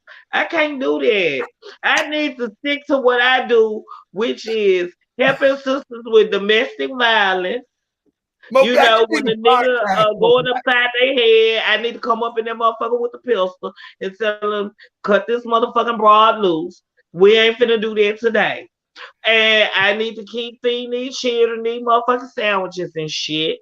And goddamn it, helping children with homework and shit. They're marching and shit. Count me out. I'm just being honest. Count me out. But I you can't know do that no what? more. We need I'm letting people- it be known for forehand. I'm not doing that no more. But we need I more. try to go to the gym. Right, but we need that too. But you might need to put the cigarette down too. No, Mo Black. I'm not marching no more. I'm not doing this shit no more. I It's the set myself Newport. up for It's the failure. Newport. What you smoke? Newports or Salem's or Bench and Hedges? I smoke motherfucking Newports, nigga, and they 100. We love some Mo Black. So look, as we wrap it up, anything else you want to add, Mo Black? Because I gotta let the gentleman. I love all my comrades. I love you too, Nick. I apologize because I haven't heard much about you and don't know too much. But like I said, this because this snake ass nigga kept us away from different formations.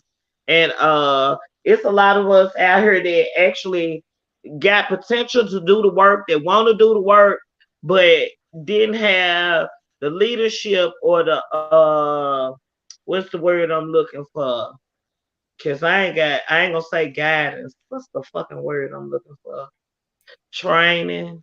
It's another word, but I can't think of it right now because I'm on them berries and the Newports. But this is what I'm saying.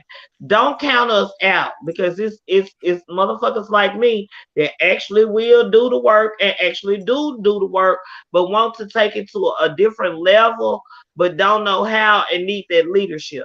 So that's why I'm rolling with Babu now. I'm up on the Huey P. Who are we? Huey P. Yep, that's me. Yeah. I ain't got the balls to do what AJ do, cause see, comrade AJ jumping out of planes and shit, and he fucking with boats, and I can't do that.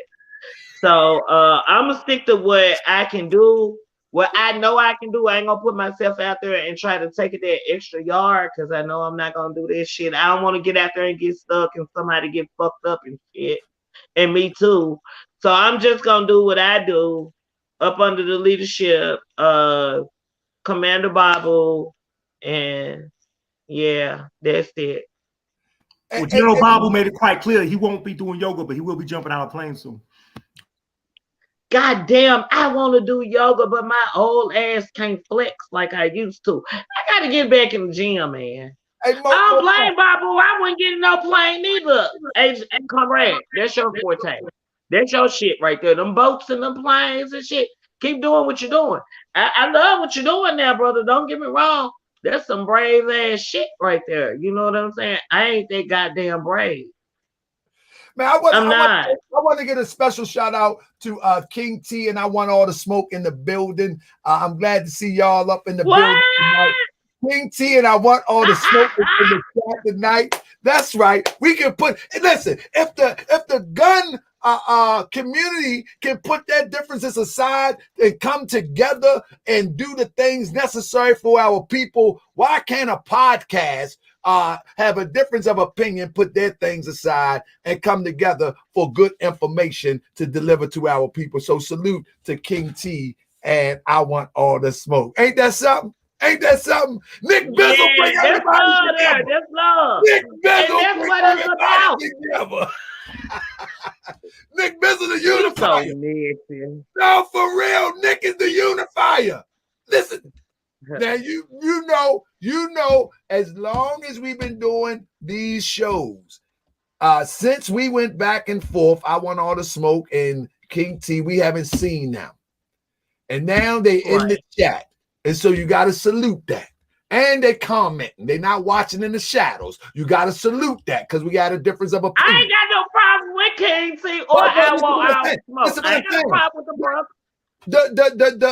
The unifying forces, Nick. That's what's up, comrade. That's what's up. Bro, listen, sometimes that's what's up. Sometimes we got to look beyond words, and sometimes we got to look beyond presentation, and we got to look at what energy does. Because when you look at that demonstration in Tulsa, you see different patches that's unified and moving as one. We all comrades. We just up under different formations, but we got the same goal, though. We haven't seen it like this, and there was a rhythm to it, is what I'm trying to say. You ain't seen it like that. I ain't never seen it like that. That's what I'm trying to tell you, Grand Sheik. Sis, when have ever you seen Huey P. Newton, Talib, Black Panthers, Geronimo Pratt, and a few other groups, Anubis, all in one place at one time? And I'm missing some people. I apologize. When have you seen that? Dallas, Texas.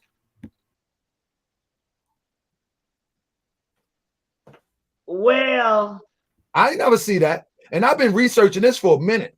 Yeah, Dallas, Texas. We had the same thing happen a few months back. I ain't never known no motherfucker to be beefer other than Ali and Chris. No, I don't mean like a beef. What I'm saying is everything is not a beef.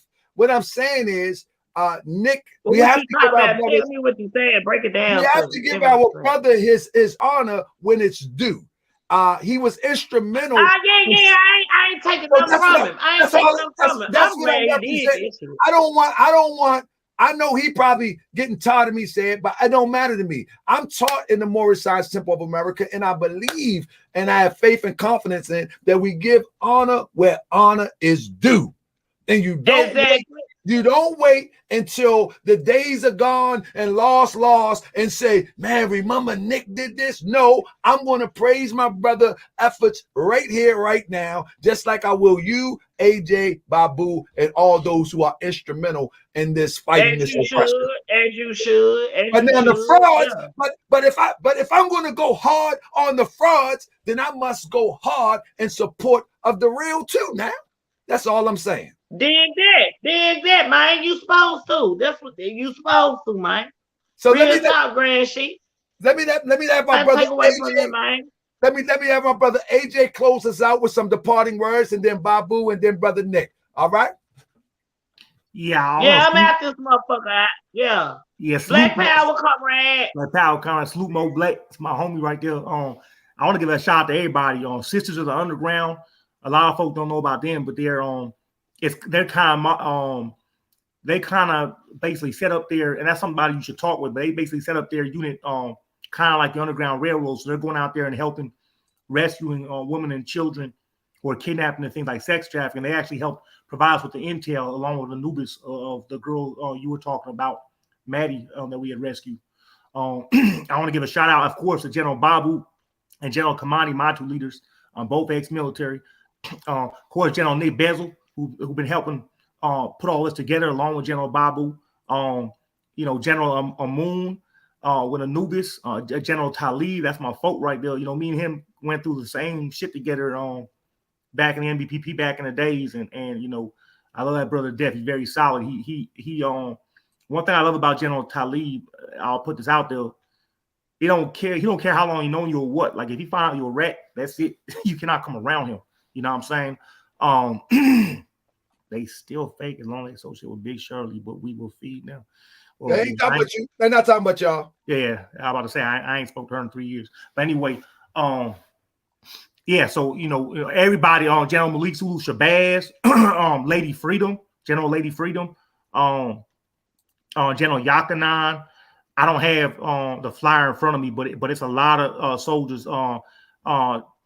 General from the New Black Liberation Militia. I mean, everybody who done put this together, all the smaller units that came through as well. It's all unity, and just keep staying positive, keep up the work, and of course, ignore any background noise that try to divide us, because it's just not going to work anymore. We all have figured out what's going on, and we just gotta stay focused and put in the work. So I love y'all. Just keep up the great work. And again, there's a lot of things we didn't talk about, but everybody here does things like rescue as well. So, it's a lot more people. I see a lot of people commenting about the marches. The marches is like 1 out of 1,000 things we do. And General That's Babu right. can tell you this straight up. I report directly to General Babu. PANSOC is really was created a lot based on General Babu. So we do a lot of stuff out there. This is one thing we're talking about, but there's a whole lot more we do than aside from just marches. That's a very rare thing that everyone here does. We mainly rescue and train and things of that nature. So I love y'all and keep up the great work. Keep it positive.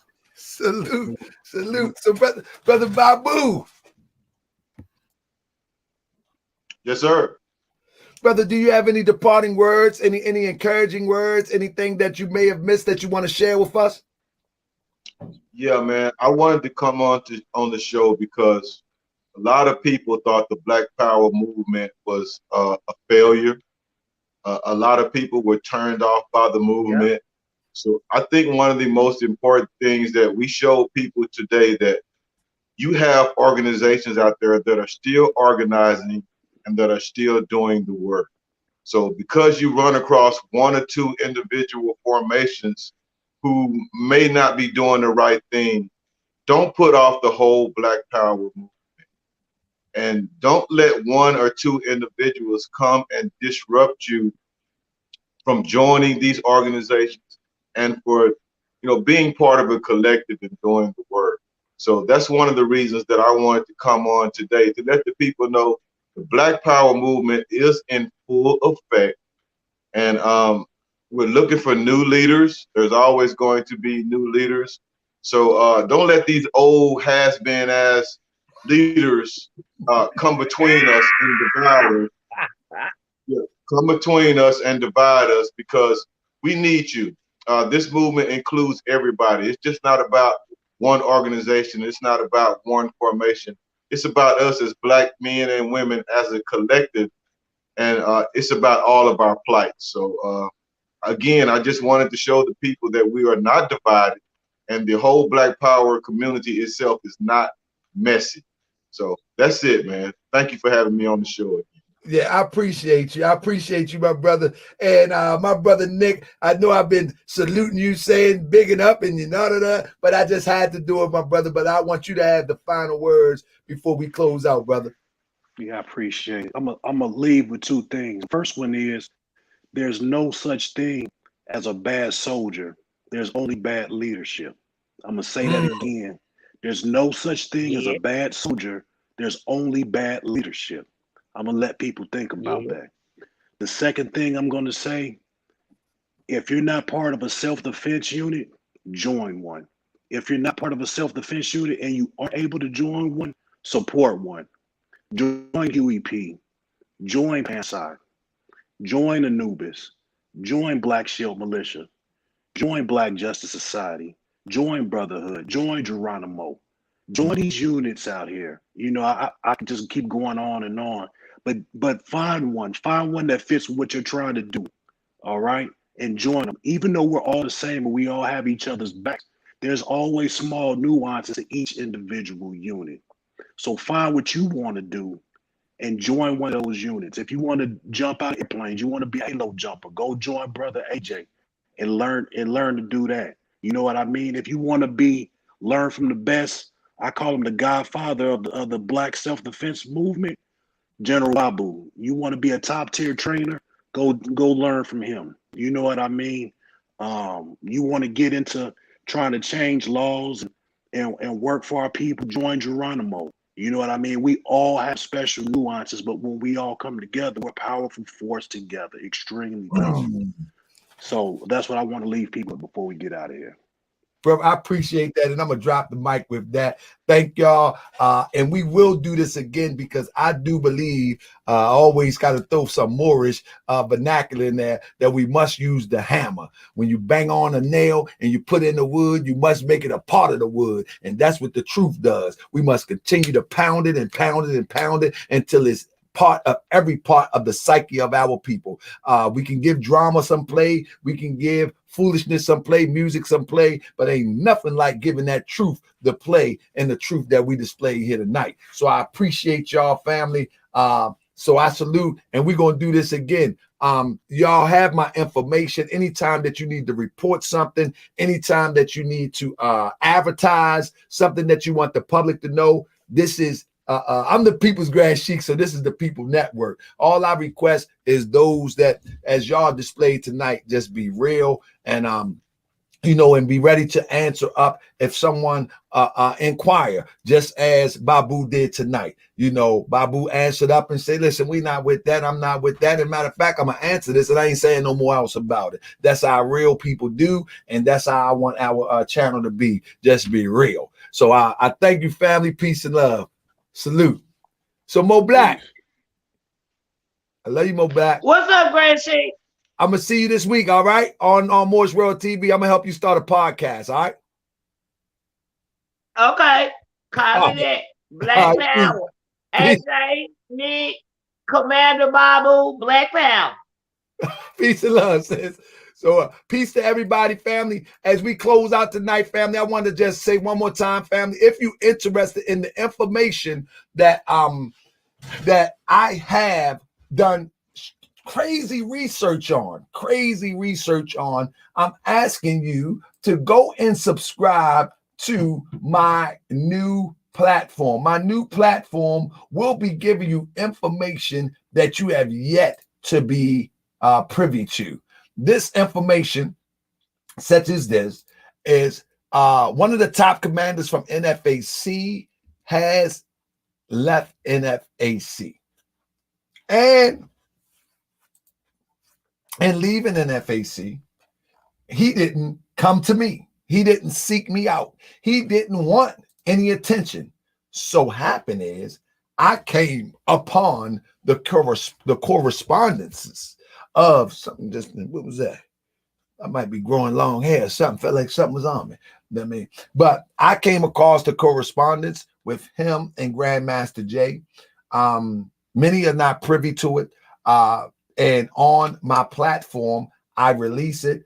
I released it to the people. That's the only place you can see it.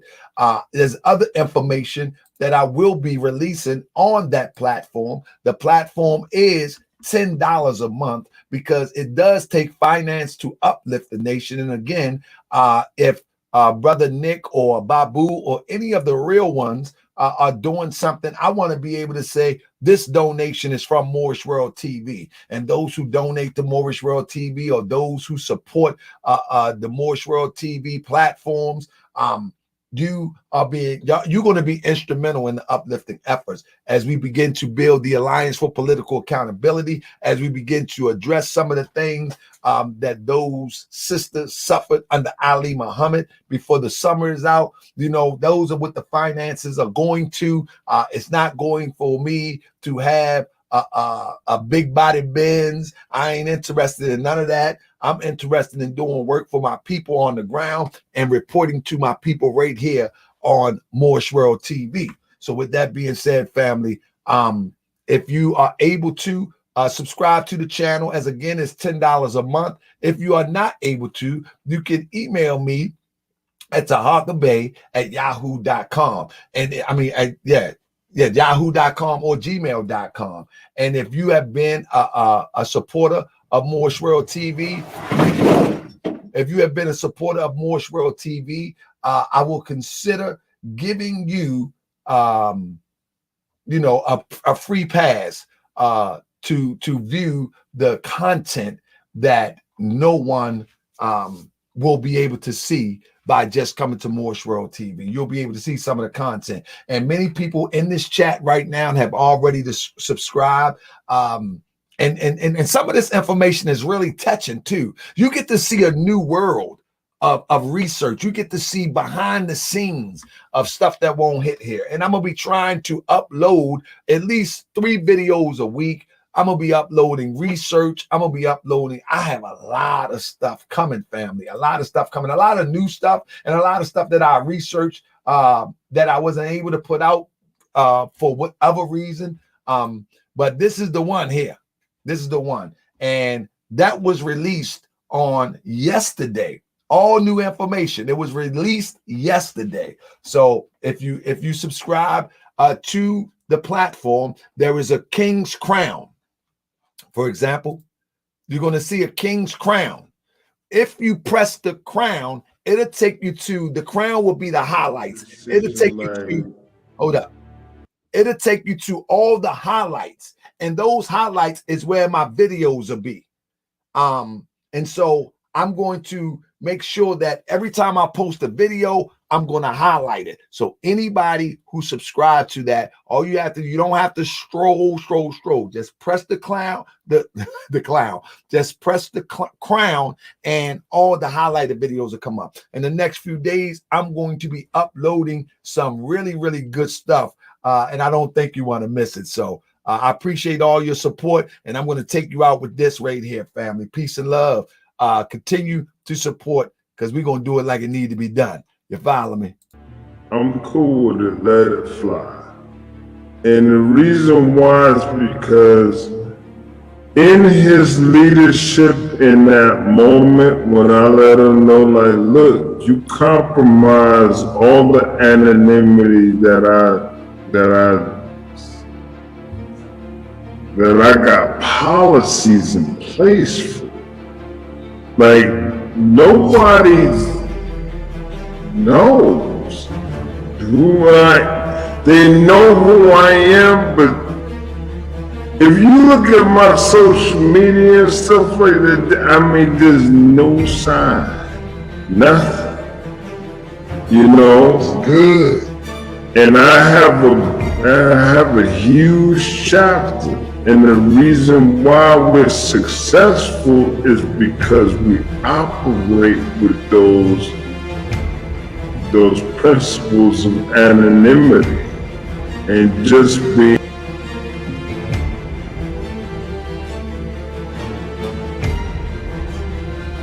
This guy doing? This guy's a nut. This guy's a nut. Let me ask you this. What about Miss Rosemary? How did you feel about talking to Miss Rosemary? She seems very sincere. But in the same instance, she seemed to acknowledge that she's covering up stuff. Well, she said, I'm not going to lie for him no more. Well, see, here's the thing.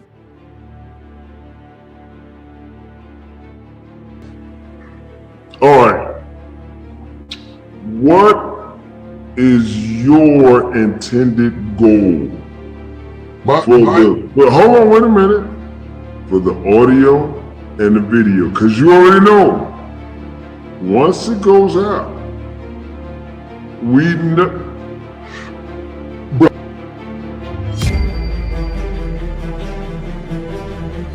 See, he knows, because we talked about it last night, and I pretty much told him, like, yo, you fucked up. You exposed me, you got my face out there, the whole bit, whatever, everything. You know.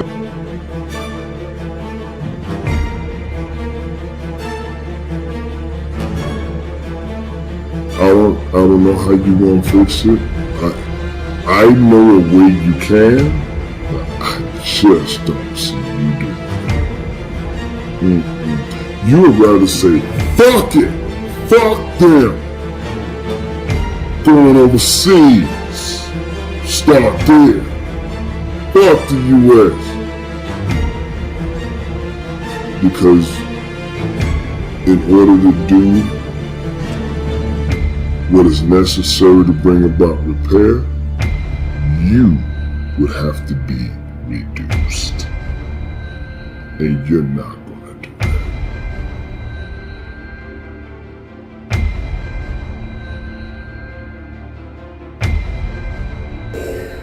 So before you write us off,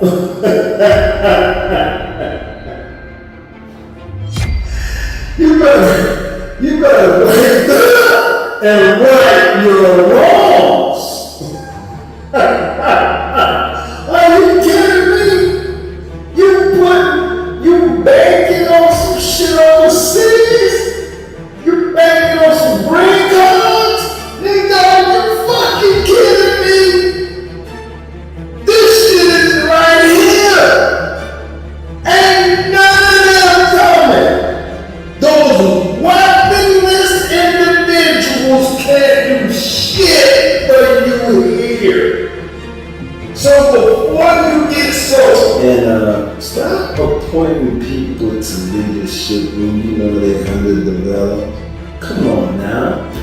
You know, ain't kids. You don't beat our kids. It's a development before appointment. You just throw these motherfuckers in a headship position. Well, you know, how you gonna make somebody the head of something when they only qualified to be the big toe? Listen, come on, man. Woo! Thou art the man. Fix it, John! Fix it! I be that boy you gon' remember, be more. I be that boy you gon' remember, Nap Town. I be that boy you gon' remember, Tahaka Bay front line till the law call my number. I be that boy you gon' remember, LA. I be that boy you gon' remember, New York. I be that boy you gon' remember, Tahaka Bay front line till the law call my